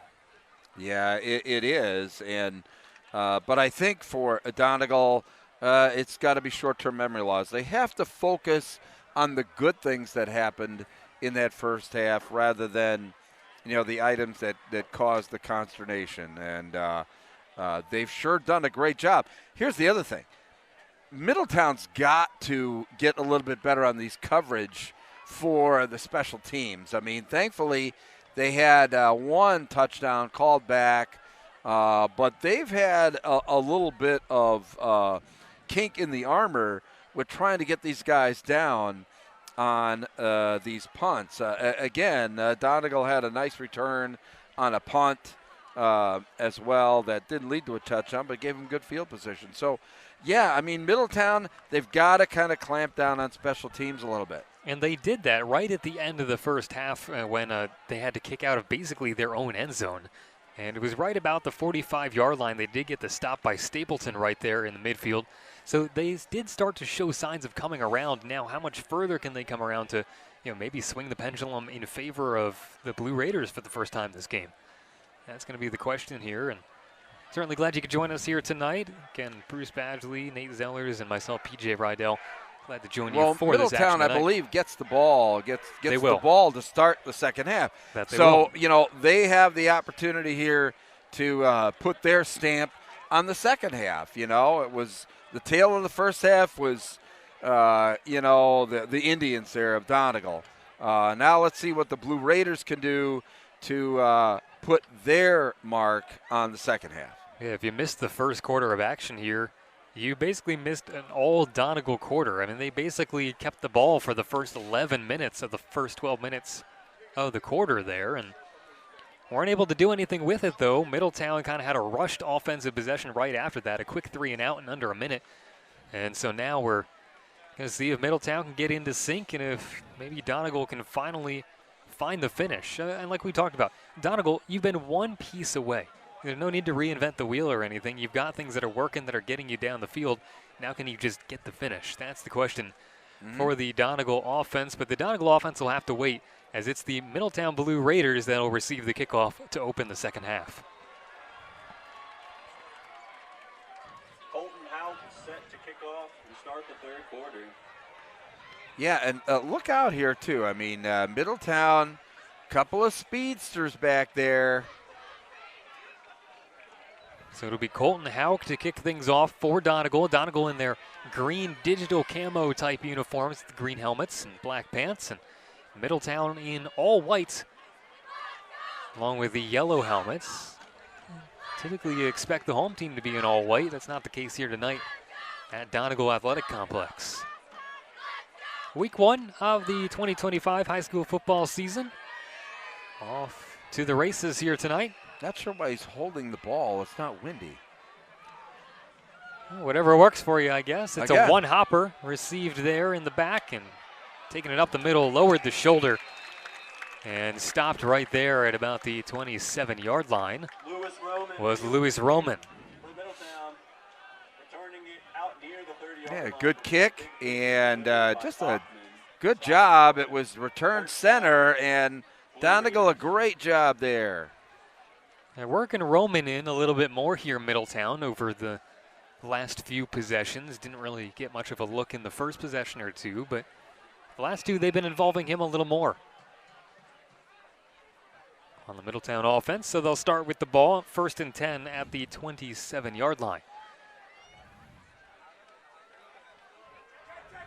Action moving across the middle and managing to grab it, but nowhere to go with it. Well, I'll tell you what, good hands there by Ross to be able to even get a hand on that, much less keep it and take it to the far side. I mean, look at how fast he had to react to pick that up off the snap. I mean, how he had that, I have no idea. But there is a flag on the play. It's like he didn't expect the ball to be snapped to him, or was the snap just too early? I don't know. It hit him right in the stomach, and he grabbed it. Well, there's a flag on the play, so maybe something was out of sorts. Because, yeah, it almost is like he didn't expect it. And, you know, on plays like that, I watch them, and I wait for something like that to happen. What are the odds of something like that happening where it gets timed up just right? And in that case, it did, and it will push Middletown back. So we got the flag on Middletown. They go backwards on a holding call, so that has nothing to do with the snap whatsoever. And it's a 2nd and 20 now. Well, maybe the snap was early, and like one of the linemen was confused by it and just grabbed whatever jersey he saw. Well, whatever it is, it sets back Middletown. 2nd and 20 from the 17-yard line. Hand off to Roman once again, trying to find his way through, and he does work it all the way up to the 25-yard line. So a good gain for Roman to try to erase that penalty, but it's going to be 3rd and long and another flag on the play. Are they picking it up? I don't know. Well, they do pick it up, but I don't think that's going to negate it here. Up there looking up at the press box again, and we have another call, this time on Donegal, though. And so the seesaw of laundry here continues. And this one, it remains scoreless. This time the flag on the Donegal Indians. And that puts the ball at the 30-yard line. Yeah, 2nd and 8, going to be interesting if they, I mean, on a bunched formation, but look for them to maybe throw the ball here. There's a jump on the line there for Donegal, but the whistle stays silent. And so play on, 2nd and 8 from the 27. 4 receivers bunched right next to the line there. Hand off to Roman once again on the near side, dancing for a hole somewhere, and works it all the way up to the 39-yard line. Gavin Paul takes the Is that going to be enough? Not quite enough for the first down, but it was close. So it's going to be inches. Good job by the receivers there, who are all bunched at the point of attack there with the blocks. So 3rd and short now. Really one of the first 3rd and short opportunities I feel like we've seen tonight from Middletown. At the 38-yard line. And again, bunched right there at the left end. Filling up the box. Middletown looking to move the chains. Or they do move the chains. They call it a first down. Okay. So it's 1st and 10. And a short gain there of about 3. Yeah, they called it first down there. I didn't think that they had called him as having enough, but Owen Winters filled that hole very well for the Indians on defense. it's another guy that Sadasante's high on for this Donegal defensive line. So had put in some real work this offseason, some good improvement, not just as a player, but as a leader as well. You need that from one of your seniors on the line. 2nd and 9, his line faces against the Middletown offense here from the 39-yard line. Movement across to the right side. The handoff is immediately sniffed out. The Donegal defense all over that one for a loss. Big time defensive play. I mean, penetration is going to basically disrupt any play. And right from the get-go, shooting in there, looked like that was number 28. I think they said Mason Zink, number 26. Yep, or 26. Had the play there. So a big play there by the Donegal defense, and we really haven't had a chance to see any of those big plays from the defense for Donegal yet, simply because They had that one interception, though. they did have that. That's true. You got that big play on defense in the secondary, but now a big play at the line. So it's 3rd and 10 from the 36, rolling out to the right side. Ortiz lets it fly down that right sideline, and he can't quite come down with it. Oh, it was right there in his hands, and now we have a flag on the far sideline again. Oh, my, but he just kind of heaved it up there, hoping that his receiver could make a play. Boy, I don't know. That's kind of tough to see on that far sideline, but. So we'll see where they spot the ball now, the Donegal sideline.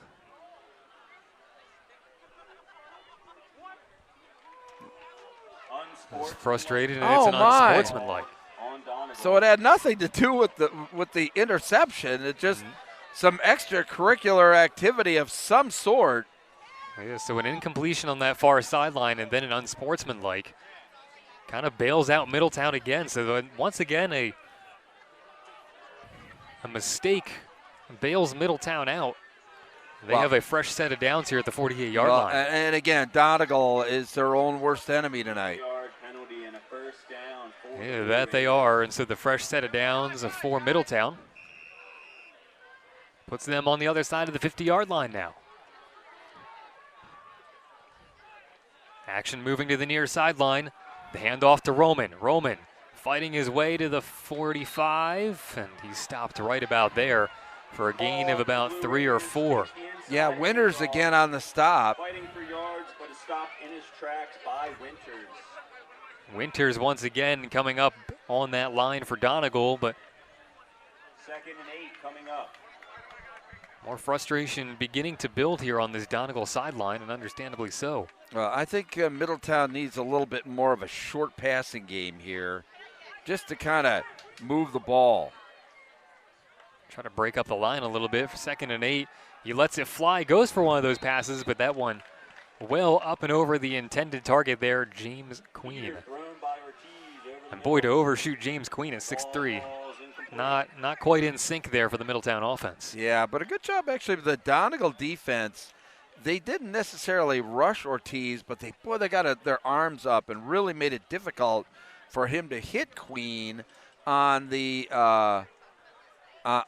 slant. Yeah, they forced him to make a quick decision and didn't really have much vision to execute. 3rd and 8 for Middletown.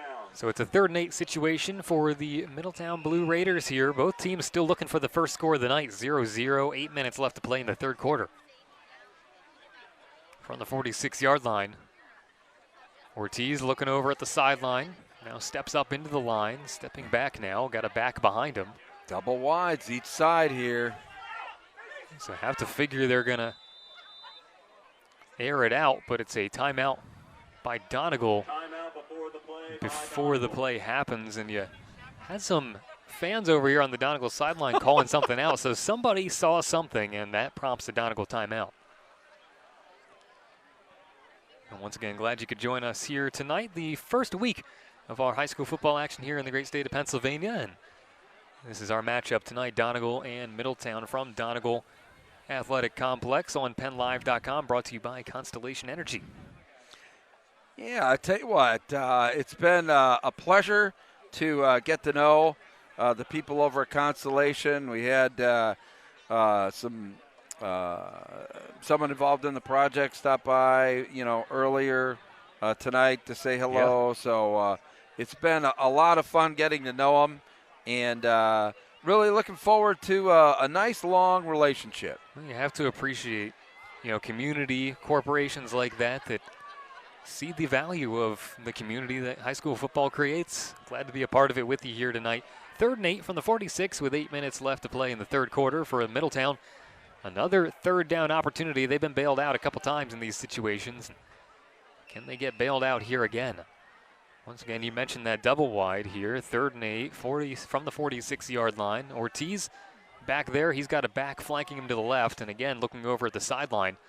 Yeah, he's got single coverage on the outside. Let's see what he can do. Ortiz stepping back, has 2 men rushing him, gets the pass behind the line of scrimmage, and making something out of nothing, all the way for a first down and then some.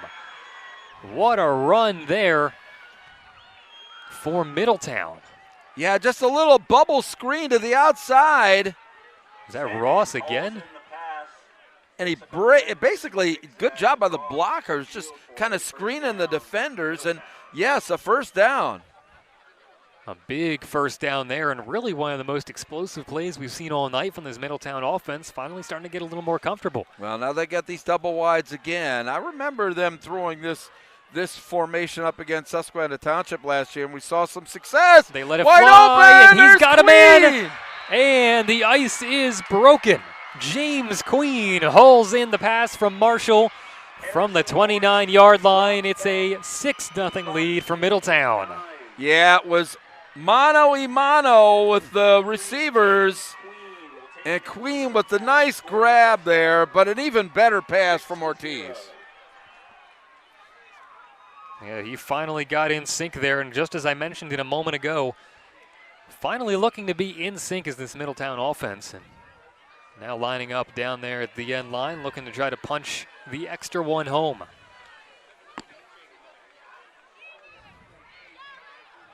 Stepping back, attempting to do just that. It's in, it's good, it's a 7-0 lead. It's not how, it just needs to get through. It's all that matters. It's all that matters there. All that matters. And that's Middletown. I'll tell you what, they I think that they're finally loosening up themselves now with this double wide formation and letting Ortiz kind of pick his spot, because it's just mano-a-mano on the outside there, and those matchups really do favor Middletown. So 7-0 on the 29-yard touchdown. Chase Marshall to James Queen puts Middletown on top, finally breaks through the ice here. It's a 7-0 game with about 7.5 minutes left to play here in the third quarter. And you're watching high school sports on Penn Live.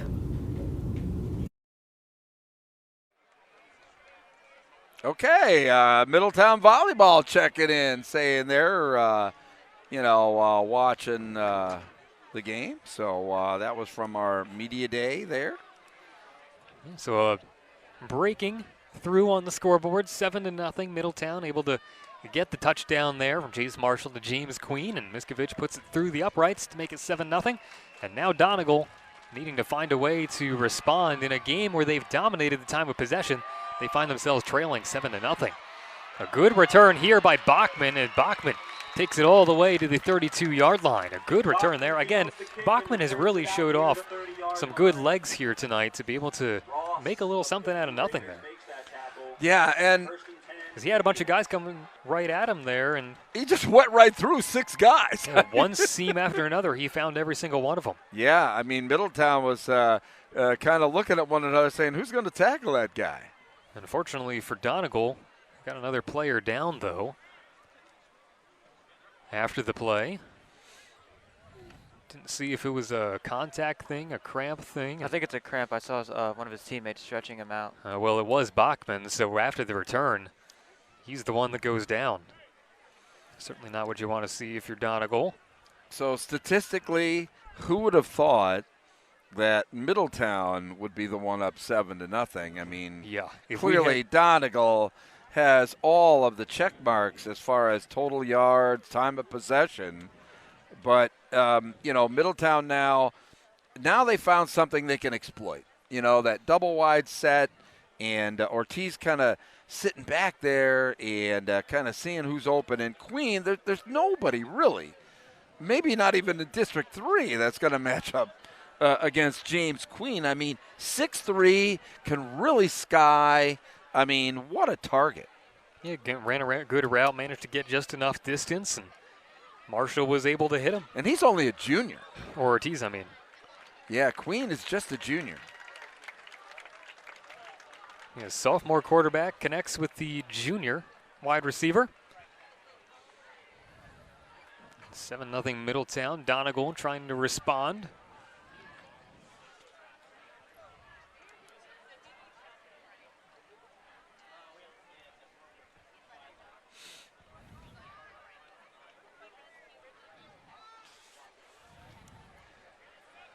And after the stoppage there, it's Bachman making his way to the trainer's table. Again, hopefully nothing more than a cramp as he gets himself a drink. So let's see how Donegal responds. Yeah, first chance at a response really of any kind here tonight. And Donegal frustrating end to the first half after they practically had a touchdown gift wrap to him twice. Drop the snap. And trying to make a little something out of nothing again. Well done by Marshall to just run that all the way up to the 30. Yeah, I mean, it was really just kind of lost his concentration at the moment. Again, nicely done to salvage it, so it's just a 2nd and 2 as opposed to what could have been much, much worse. From the 31-yard line, Donegal again, that bunch standing back, and they'll rush on up to the line here as you got 2 there on the far side, and a flag flies right off the snap, and Marshall hit immediately. This one's going to come back. So again, that kind of timing is a little out of sync here for Donegal all of a sudden. They looked really good in that first possession, but ever since then, they really haven't quite been in sync, and you've been seeing a lot of flags as a result. Yeah, absolutely. It's and look, some of that is the result of really Middletown playing really tough on defense. They've bent and haven't broken. I mean, well, actually, I think that was against Middletown. Oh, because the ball moved up, so thought for sure that was against Donegal there, but because they stopped the play and Marshall wasn't down by any means, so you would have thought it would have just been a free play at that point, but sure. I guess it was before. I guess the flag must have been before the snap. So 1st and 10, fresh set of downs for Donegal from the 36. Once again, trying to work to the near side. Marshall trying to muscle for every yard. He gets 2 more, and that's about it. Marshall on the quarterback keeper again, running tough inside. Gains a few yards before ends. So 2nd and 7. Tackles him to the ground. Let's see if Donegal doesn't go back to the air. You have to make the defense defend the whole field, and the one thing that Donegal really hasn't done much of tonight is kind of throw the ball maybe deep down the middle. No, deep, no. They've had short passes. Is that one's again another meager gain of about 2. 5.5 left to play here in the 3rd quarter. Well, I think that's what Middletown did well in that last possession to score, is that they did force you to have to consider everything right up front. You had to consider the deep pass, and that's where they beat him with the deep ball from Ortiz to Queen. Big number 64 coming in the game. A.J. Sumbundu. He is big. Let's see if he can get to the quarterback.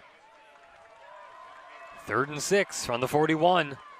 Marshall keeping it, working to the near side. He lunges forward. Is he going to have enough? I mean, it's right there. He is right there. Where are they going to spot him? That's a really good job by that offensive line of Donegal. I mean, they moved that defensive line back 5 yards. So 4th down. Yeah, it's going to be 4th and inches. They just barely spotted it behind the line to gain, and so it's going to be a 4th and 1 situation for Donegal.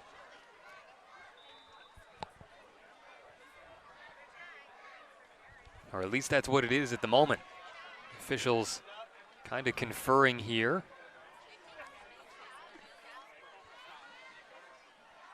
I think Donegal and Sadasante were hoping that they would give it to him, but, well, they're going to get a closer measurement. So they bring the chains out to the ball to see if they've got it. Donegal's been good in the short yard situations.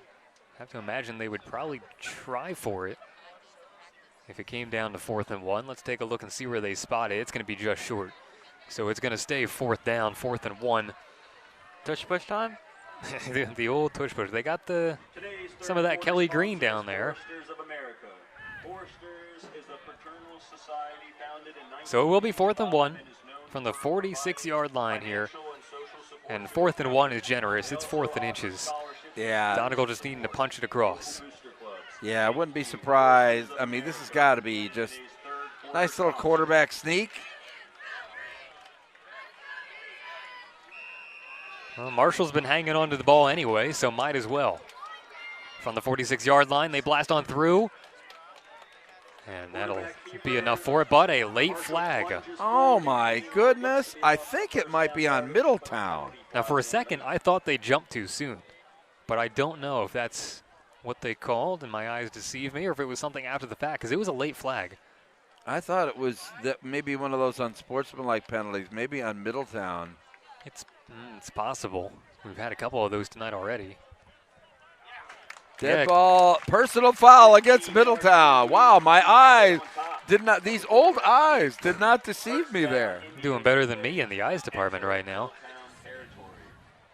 So it is a 15-yard penalty. Oh, man. So, I mean, you talk about so many calls, so many things going against Donegal. They get a big one to work in their favor here. Now can you capitalize in response to that Middletown touchdown? Yeah, sure. Because, again, this is still the response drive, and Donegal needing to respond here. And, well, part of the good response that you can see Donegal as their bread and butter is just keeping possession of the ball. Little handoff there, a lot of space for Bachman to work with on that far sideline. Bachman finally brought down at just about the 28-yard line. Yeah. Once again, Bachman just explosive for Donegal. Touchdown saving tackle by Hartwick. And Hartwick, such a big part of that defense for Middletown. And Bachman really proven to be a big part of the offense here. Last year had 6 touchdowns, looking for the first one at 2025 for not just himself, but for the Donegal Indians here. Clock winding down to 3:40 left in the third quarter. 7-0 Middletown on top. Donegal looking to respond in their first possession since that Middletown touchdown. Well, they've responded thus far. They've just got to close it out now. 2nd and 1 on short yardage. Should have gotten enough for the first down, but we'll wait to be sure. And man. Once again, DeJesus right in the middle of that. DeJesus, we've seen him on the medical table a couple of times here tonight, but he's still grinding it out there. It is enough to move the chains, so a fresh set of downs for Donegal, and they just keep on moving.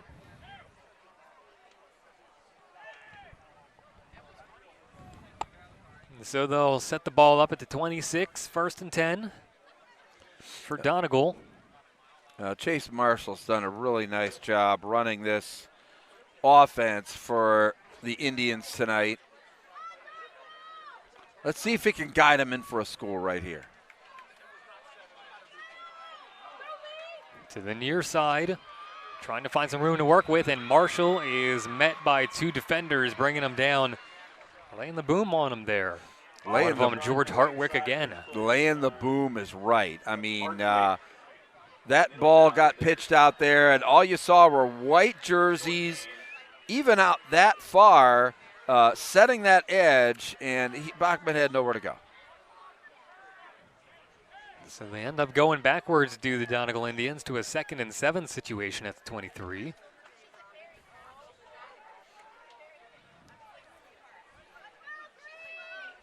Trying to march a little bit closer and have a short memory from the last time they were close. Marshall lets it fly. He has a man wide open. Touchdown!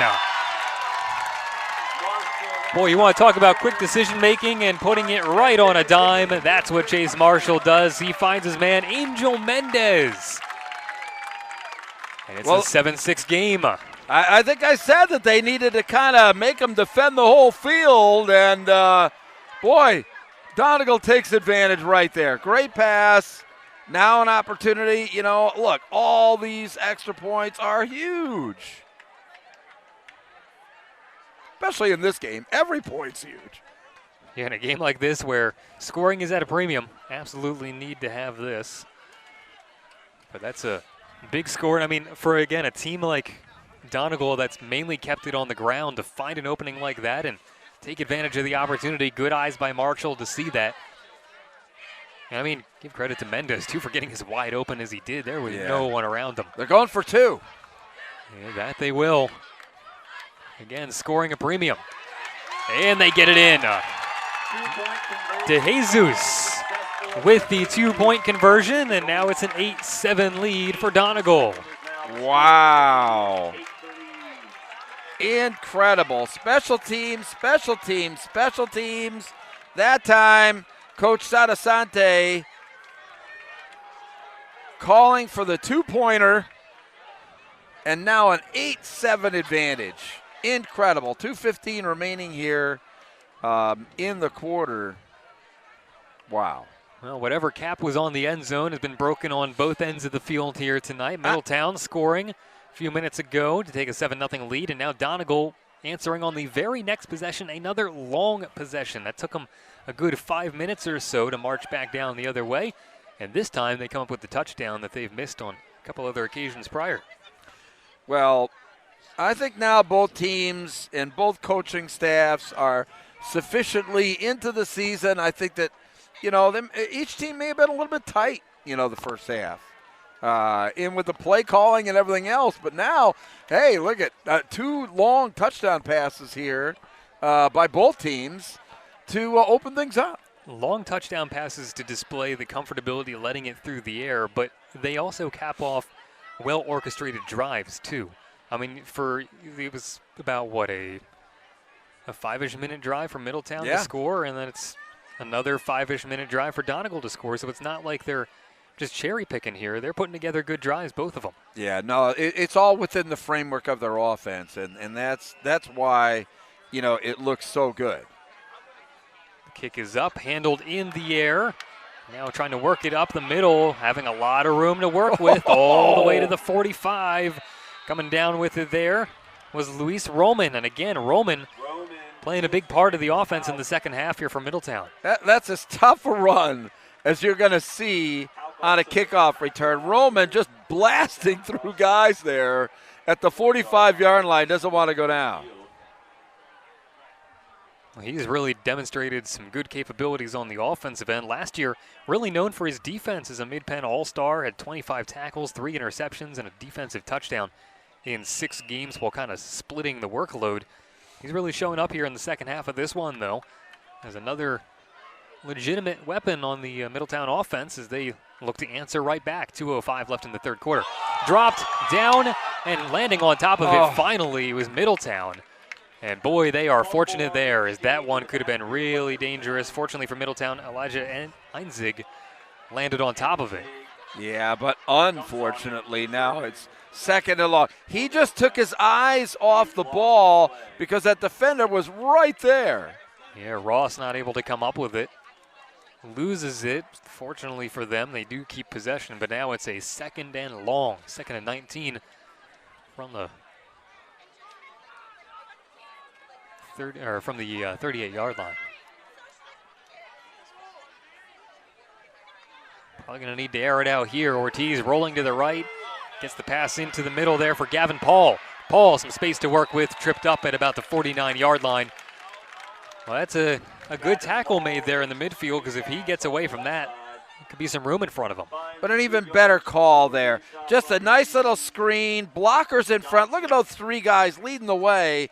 And a good job by the defender getting through there, knifing through to get him down. Yeah, laying it out on the legs there. Under a minute left to play in the third quarter here, 8-7. Middletown trying to march right back down the field and respond blow for blow here in the third quarter. Middletown breaking open the scoring. Next, and that one in and out of the hands there of James Queen. Queen sure-handed in this one, except for that. Well, unable to come up with it. Yeah, he was looking to run before he, got that. You got to catch it before you can run with it. And he was trying to run with it before he completed the catch. Well, this is all part of kind of getting in sync for the season, right? Your offense isn't moving at all. Now all of a sudden you get a score. You're moving almost a little too quickly. Now you got to rein it back in, be a little more disciplined here, and Middletown trying to do just that. And they're going to punt. Yeah, 4th and 7 here from the 49-yard line. Just going to let it on fly.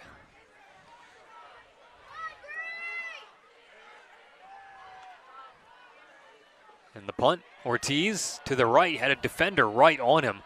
And he punts that one nicely all the way down to the 5, 4, 3, 2-yard line. What a spot. Oh, man. Wow. Special teams. Great kick. Wow. They've got Donegal backed way up here. What a spot. Nicely done by Ortiz. Well, I'll tell you what, Ortiz hitting his spots through the air and with his foot, too. So 1st and 10 from the 2-yard line. Tough spot for the Donegal offense to start with 35 seconds left in the third quarter. Yeah, and look, no margin for error. I mean, it's 8-7 here. Just how you thought it'd play out, right? Well, obviously very important here to get a couple of first downs now. Well, I mean, for Donegal here, I think burning the clock like they do works in their favor, but only if they can take it all the way to the other end of the field. Really just nothing to work with there as that gets backed all the way into the end zone. In 25 seconds. Yeah, fortunately he is able to get some forward progress there before he got dumped back in the end zone. And so it is a gain for Donegal, and they're very fortunate that was the case. So that's going to end the quarter, and it will.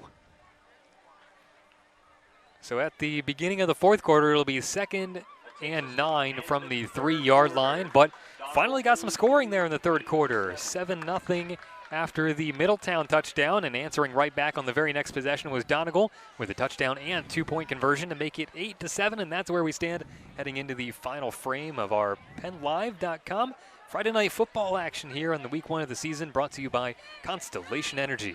Yes, Constellation Energy. Free streaming and the game of the week are brought to you by Constellation Energy, delivering reliable power and fueling new opportunities for families and communities across central Pennsylvania. We bring the energy. Teams brought the energy there in the third quarter. First, it was Ortiz to Queen for a 29-yard touchdown through the air. In the third quarter with 7:28 left to go in the third. That made it a 7-0 lead after the good extra point by Miskovich. Then Donegal answered right back. Marshall to Mendez with the touchdown. 2:15 left to go in the third quarter. And then DeJesus punched it through the 2-point conversion. And that's where we stand, 8-7. Donegal, the home team here, on top of Middletown. 12 minutes left to play in regulation here in week 1. Glad you could join us for the week 1 action on Penn Live. I'm PJ Rydell, flanked on either side by Bruce Badgley and Nate Zellers, bringing you all the action tonight. Certainly glad to be spending a Friday night with you here once again. Glad the football season is back. Donegal looking to try to hang on here as they start from deep in their own zone. 2nd and 9 from just the 3-yard line after an excellent punt by Harrison Ortiz. And the whistles blow immediately. And penalty there. And, guys, we're going to have to put our heads together and come up with a Constellation Energy player of the game, which we'll announce at the end of this broadcast. And couple of candidates emerging here, especially in the third quarter with the scoring. Let's just say it's much in doubt as far as the MVP right now. Well, yeah, there's still 11:46 left to play here and a lot to be decided. And yeah, you certainly could argue for a handful of guys. And we have a stoppage here, still at the 3-yard line right now. But yeah, some key players for Donegal stepping up. I mean, you could talk about Marshall as the quarterback, really stepping up here in a lot of ways, running the ball and finally letting the ball fly. He found his man Mendez for that touchdown. Mendez making some good plays. DeJesus punching through with the 2-point conversion, and he's really been involved with a lot of the offense here. And then you talk about Bachman, too. Bachman hasn't been involved in the scoring necessarily. He almost was on that kickoff return that was negated by the flag. But, yeah, I mean, if you're talking about Donegal, you got a lot of options. You got Ortiz on the Middletown side of things as well as Queen. A lot of options for player of the game, and still plenty of game to play. 11:53 on the clock from the 3-yard line, 2nd and 9. The officials kind of conferring to make sure they got everything right here after those whistles. And now I think we're finally ready to play ball again. So Donegal again backed up deep in their own territory here and trying to avoid a pressure situation with 3rd down. And right now they're on 2nd and 9.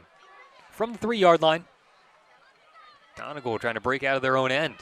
Marshall keeps it, flips it near side out to the sideline. Really not much to work with there.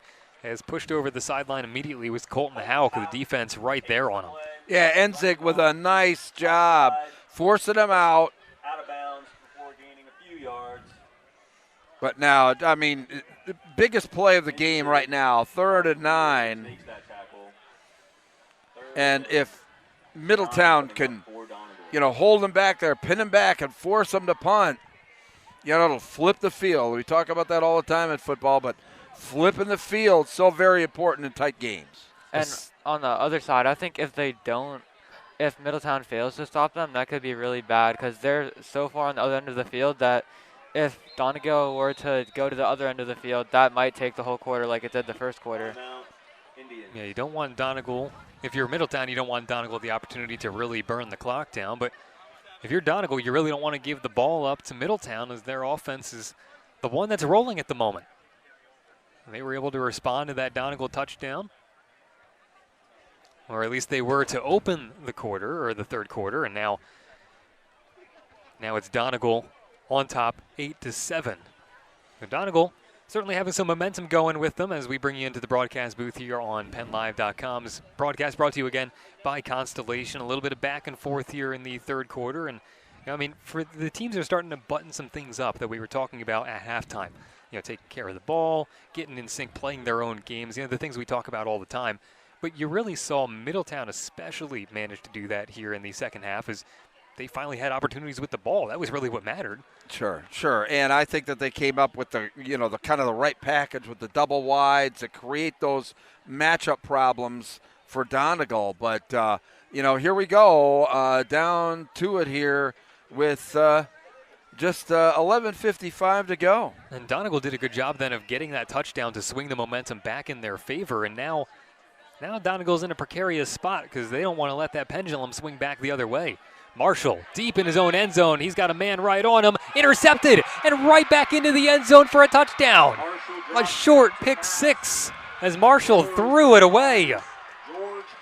George Hartwick comes up with the interception, and just like that, things go from good to just about as bad as you could ask for Donegal.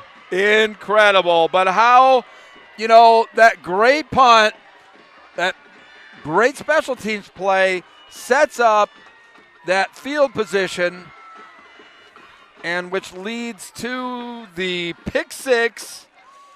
And wow.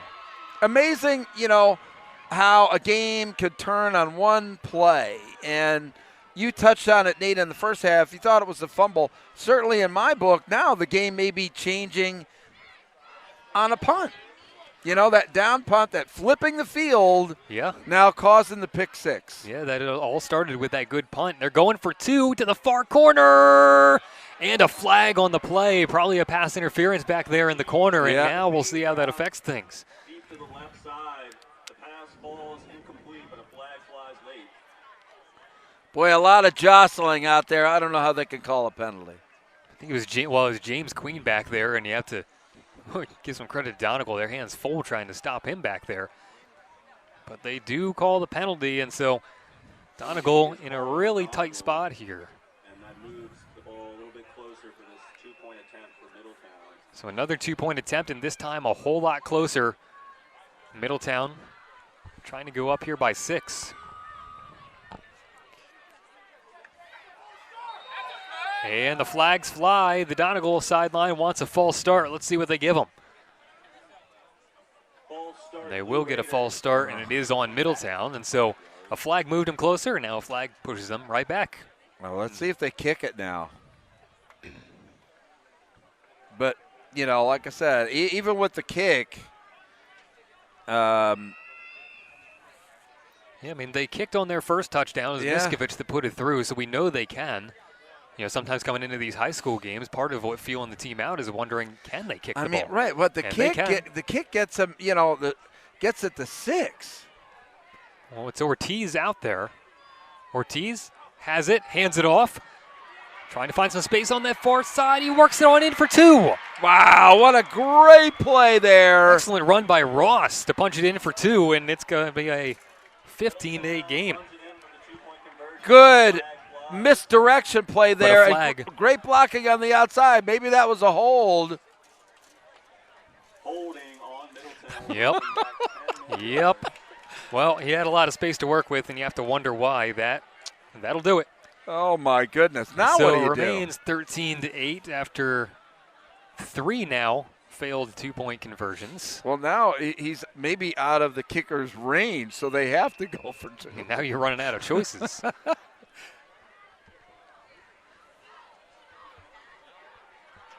Well, it's Roman back there. Roman and Ortiz. Ortiz flanking Roman to the left. Ortiz has it, lets it fly to the left corner. And it's intercepted, incomplete. no good. It comes out incomplete, so it doesn't matter, but no 2-point conversion after 4 attempts. The score is 13-8. Middletown holds. Good job by the defender out there. Didn't get that number, but just mano-a-mano out there, and a great job by the defense. Yeah, the defense holds there for Donegal, trying to salvage the situation. And boy, now this puts you in a really interesting situation. You got a team that can burn the clock down like Donegal, getting the ball back with 11:47, basically the entire fourth quarter still. So now, what do you do? Donegal scheming on the near sideline. Middletown's defense trying to get back out there and get a big stop here. Yeah, big stop is very important right now. And not just a stop, but a timely stop at the very least. You can let the clock go for a little while, but you certainly. Well, look, a touchdown, just 6 points, gives them the lead. So all they want to do is the same thing they did that first quarter and just run the clock and burn this game away. Run the clock, but get the finish. That's exactly right. And we'll see if Middletown can use a kick to their advantage, as they did moments ago. Kicking the ball for him, Ian Schaefer. Schaefer lets that one fly to about the 16-yard line, and now racing up that far sideline, finally brought out of bounds for Donegal. Was making the play there was Jaseer Johnson, junior wide receiver. Again, some good returns for Donegal. Special teams, has been an important part of this game. Yeah, I mean, we talked about that would be the case before the game started, and perhaps even more important than we imagined.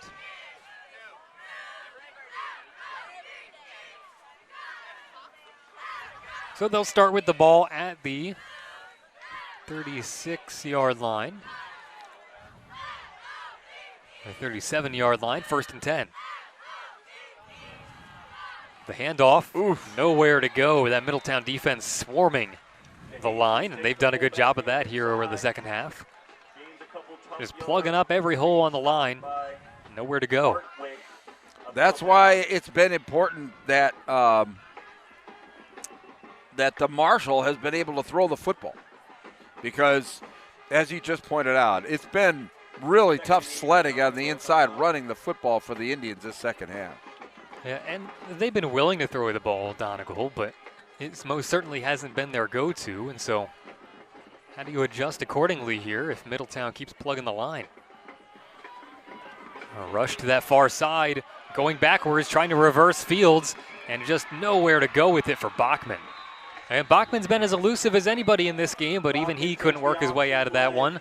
Runs to the right and then tries to cut back.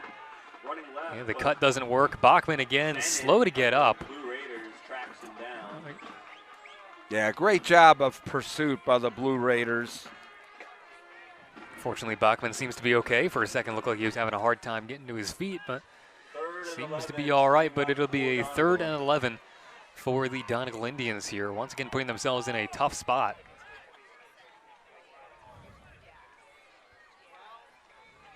About 10 minutes left here in the 4th quarter. Got to try to find a way to make something happen here. 3rd and 11 from the 37 for Donegal. Marshall rolling back, lets it fly up the middle. He's got a man, and it falls incomplete, almost intercepted. Right there on it for Middletown. You had Ross. That was a real rainbow down the middle, and I mean, he threw it so far down the field, he actually brought in a defender along with his receiver, but just out of the outstretched arms there. And not all that surprising that he had to air it out there. Had very limited options otherwise, but yeah, fortunate perhaps that it wasn't an interception. So punt for Donegal here now. Yeah, got a whistle immediately on the snap again, and yeah, these are some of those early season jitters, right? Just jumping a bit too soon, and another flag there at the line.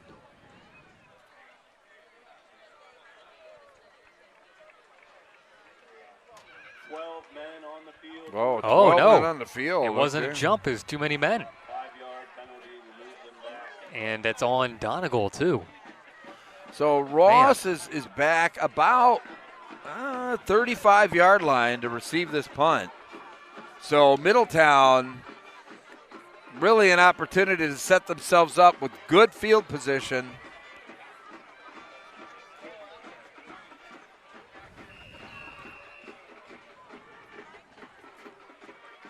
From the 31-yard line.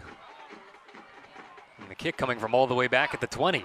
That's a really good kick, though, all things considered. Over his head. To the 20, to the 15, and all the way down to the 10-yard line. Boy, Donegal needed that. Incredible. That's a 60-yard kick. Boy, that was excellent. Well done by Donegal there to place it all the way back. They're spotting it at the 10-yard line. Yep, the 10-yard line. Boy, I'll tell you what, some of the highlights of our game today have been kicks. Those are really well-placed kicks. Yeah, no, well. But let's see if Donegal can use that to their advantage. Middletown was able to use a kick to swing things back in their favor. Well, now important. Can Donegal do the same? That's the question now for the final 9:46 of this game. Now important that Middletown burn some clock. I mean, burn some clock, but keep the ball moving forward. I mean, you don't want to keep yourself pinned in back like they did to Donegal a couple possessions ago. 9:46 left to play here. It's a 13-8 lead for Middletown over Donegal. And finding some space to work with through the middle. Not much. Gain of a few for, once again, Roman. Again, Roman very involved in the offense here for Middletown in the second half. Yes, he has.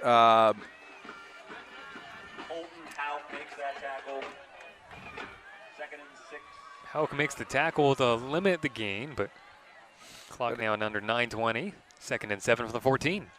Yeah, but again, we've got to come up with a player of the game here.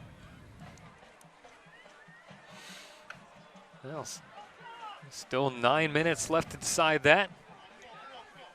It's a 13-8 lead from Middletown over Donegal here in Week 1, 2025 PIAA high school football season, and a timeout here called by Middletown. Gives the team some time to think a little more, and maybe us a little more time to think as well. And again, glad you could join us here for PennLive.com Friday Night Football, right here, brought to you by Constellation Energy.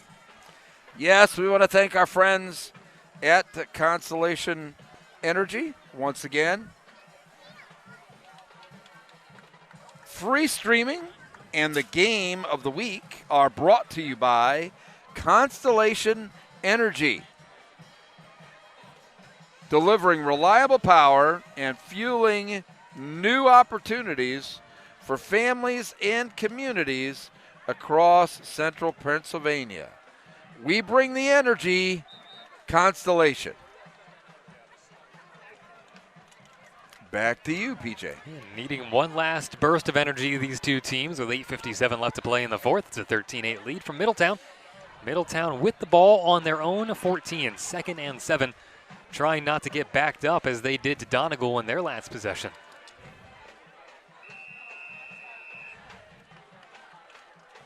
Middletown scored first. They made it 7-0 in the third after a scoreless first half.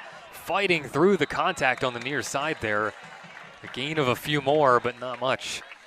Yeah, not much. And a big third down here. From Middletown, they went up 7-0. Donegal answered immediately at the next possession with a touchdown and a 2-point conversion. Made it 8-7. Middletown with a pick six within 5 yards to turn things back around, and they got back on top 13-8, failed the 2-point conversion. That takes us to where we are now with under 8:30 left to play in the fourth. Middletown with the ball once again after another really nice kick, a nice punt by Donegal that pinned them deep in their own zone.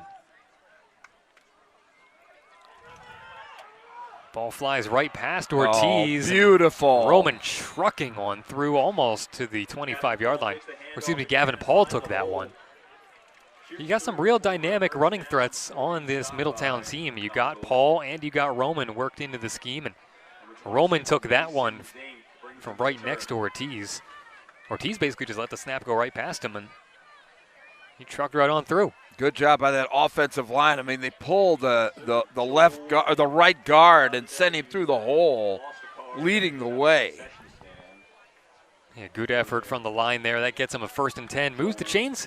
Once again, moving across the middle as Ross had the ball and immediately gets stopped. I don't know how much. I mean, for one, the defenders were right on him, particularly once again Owen Winters for Donegal. He keeps coming up big on the defensive line. Yeah, Winter, another nice play there.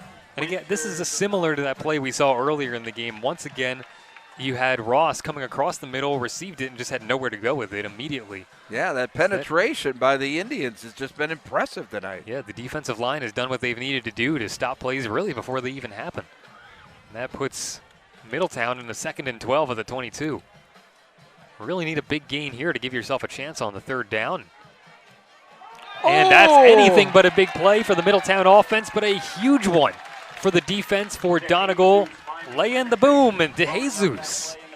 Boy, and Isaiah DeJesus, you talk about his running back abilities, but what a play on defense there to just blast through the line. Well, he was just blitzing all the way, and he met the ball at the handoff. Boy, I'll tell you what, this possession, the Donegal defense reading the offense from Middletown like a book. 3rd and 16 now in a really tough spot for Middletown. Well, again, that double wide set. This has been effective. Look at there. There's man on man. There's nobody in the middle of the field. A slant to Queen is a touchdown. It's a pretty bold call from the 12-yard line, and now a flag. And Donegal clapping, so it seems like it's going against Middletown. And I mean, delay of game, yep. I didn't even notice the clock was winding down, and apparently neither did Middletown. Yeah, there's nobody in the middle. There's nobody playing center field for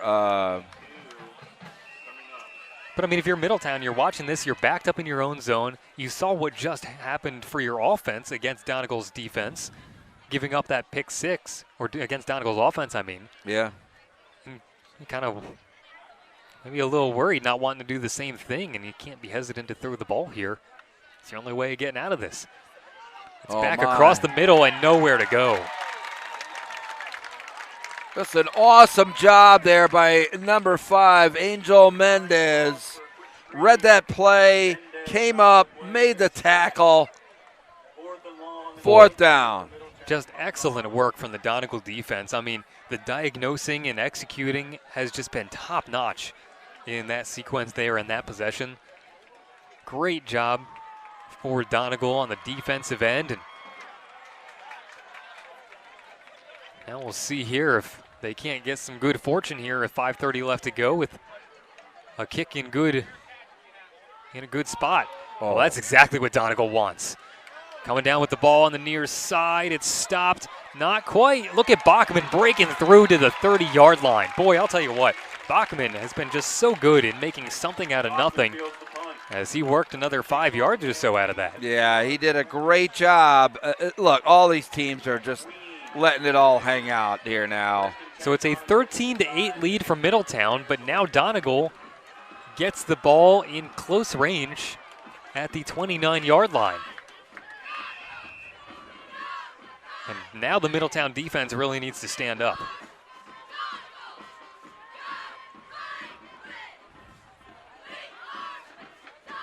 Yeah, I mean, 29-yard line here, 5:21.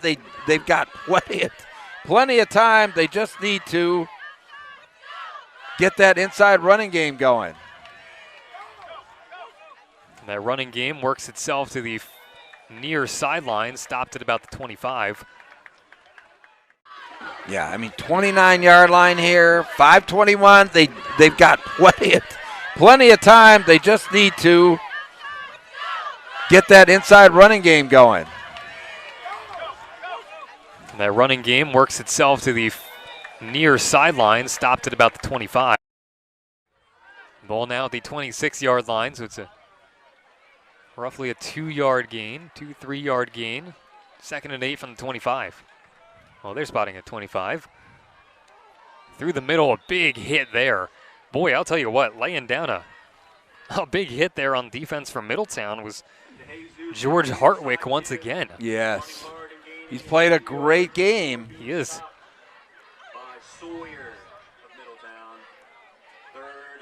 So big stop there for Hartwick. Makes it a 3rd and 5.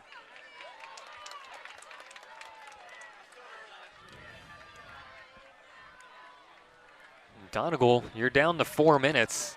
You really don't want to give the ball up here and try to have any hope of getting the ball back. I mean, you do trust your defense after that last stop, but really don't want to give the ball up here. 3rd and 5 for the Donegal offense. Has some help in front, but the defense swarms. And once again, that Middletown defense, George Hartwick, a big part of that there, and also part of the stop was Sawyer. So Sawyer and Hartwick, 4th and 3. Wow. I mean, you want to say, obviously an important down here, but one that, could be game time here if they don't make this 1st down. Certainly puts you in a dangerous spot if you're Donegal, with the clock winding down to 3 minutes here.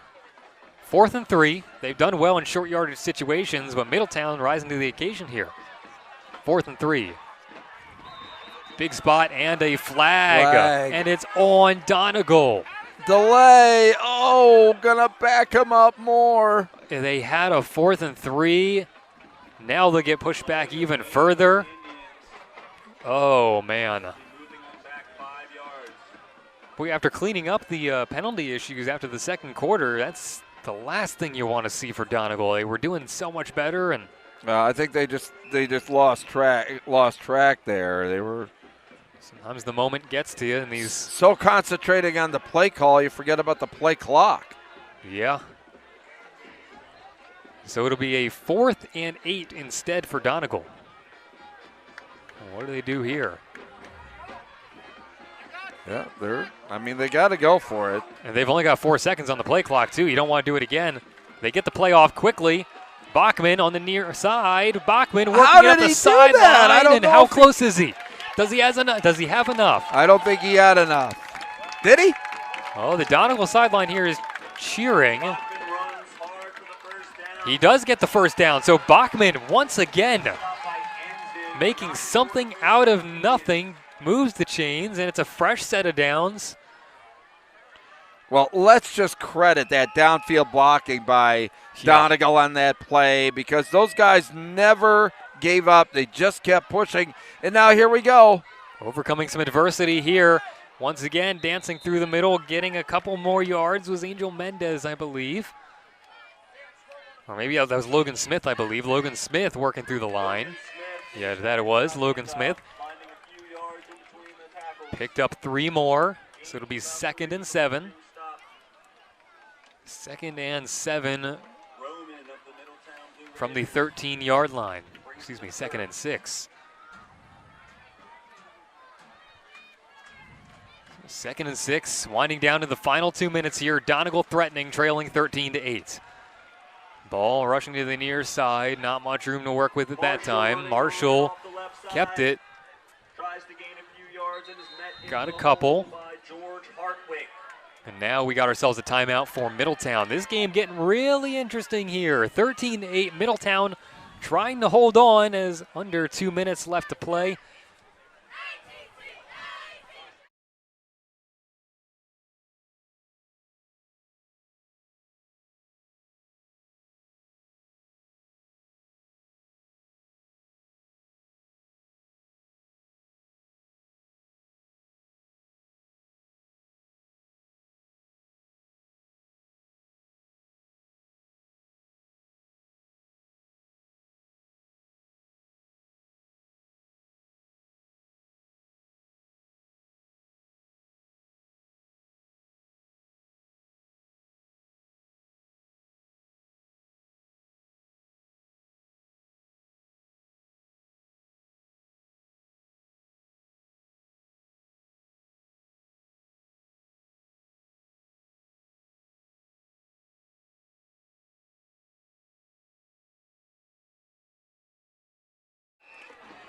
We've got 2 minutes left in this one. 13-8, Middletown on top. Donegal threatening.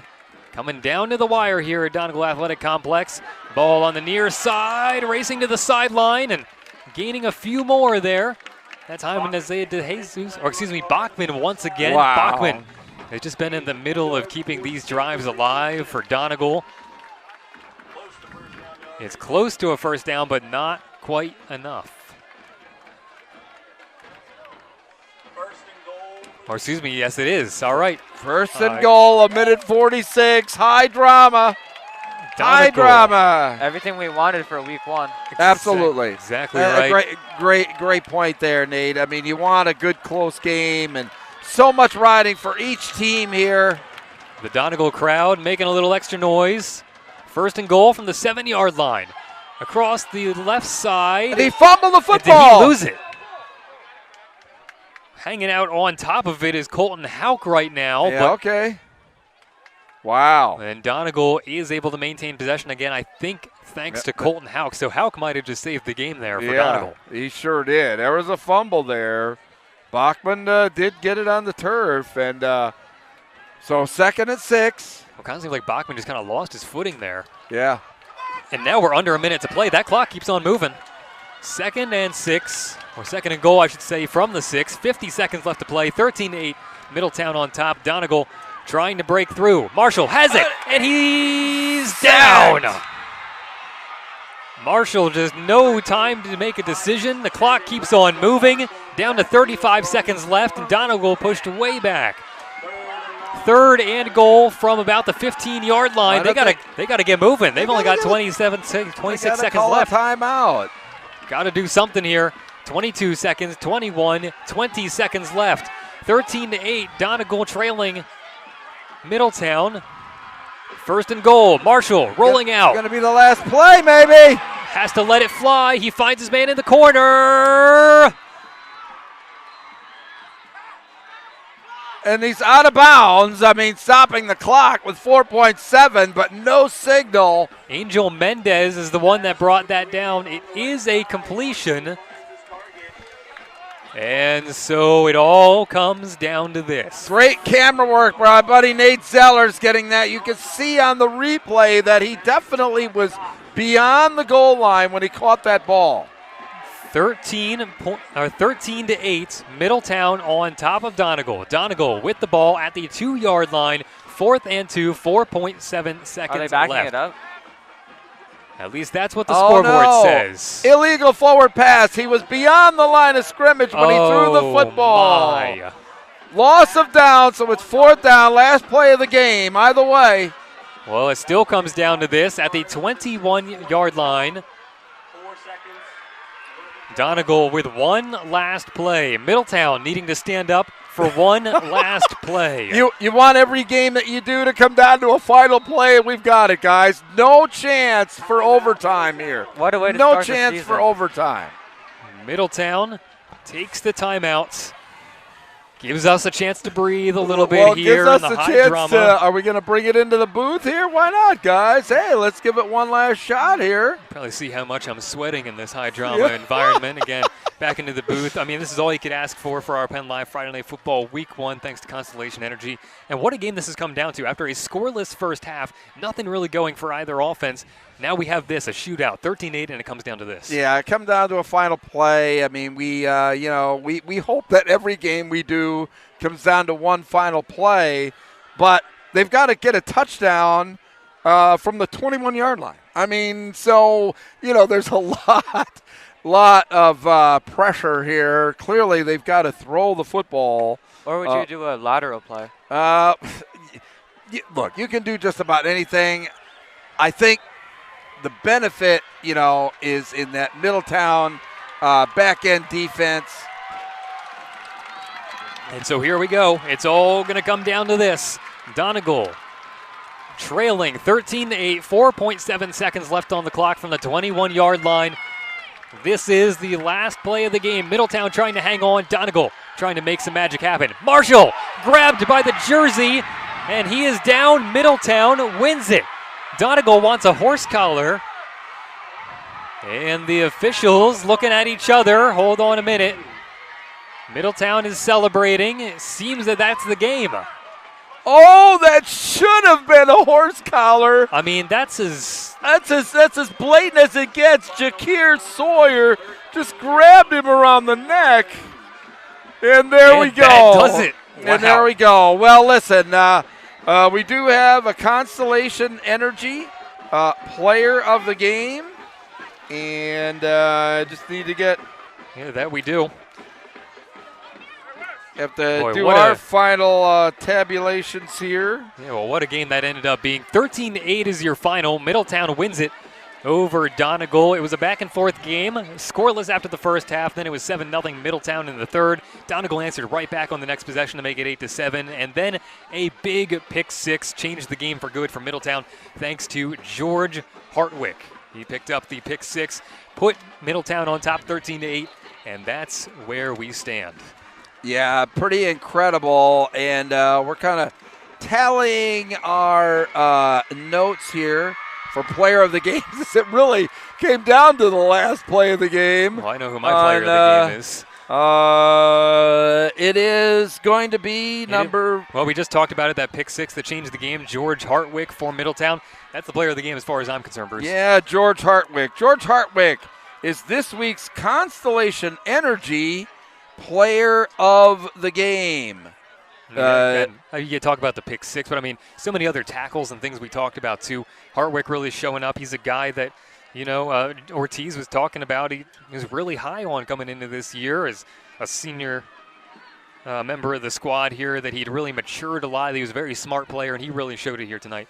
Yeah, this week's Constellation Energy player of the game is George Hartwick from Middletown, recognized for their outstanding performance in Friday's Game of the Week. You'll be able to read more later on PennLive.com. Constellation Energy, we bring the energy, and they just brought you the player of the game, George Hartwick there for Middletown. Pretty incredible stuff. Yeah, no shortage of energy here tonight. Your final Middletown, the winners in Week 1, 13-8 over Donegal. Glad you could join us here tonight for Bruce Badgley and Nate Zellers and myself, PJ Rydell. We're certainly glad you were able to spend the night with us on PennLive.com. All thanks to Constellation Energy. Have a great rest of your night and your weekend.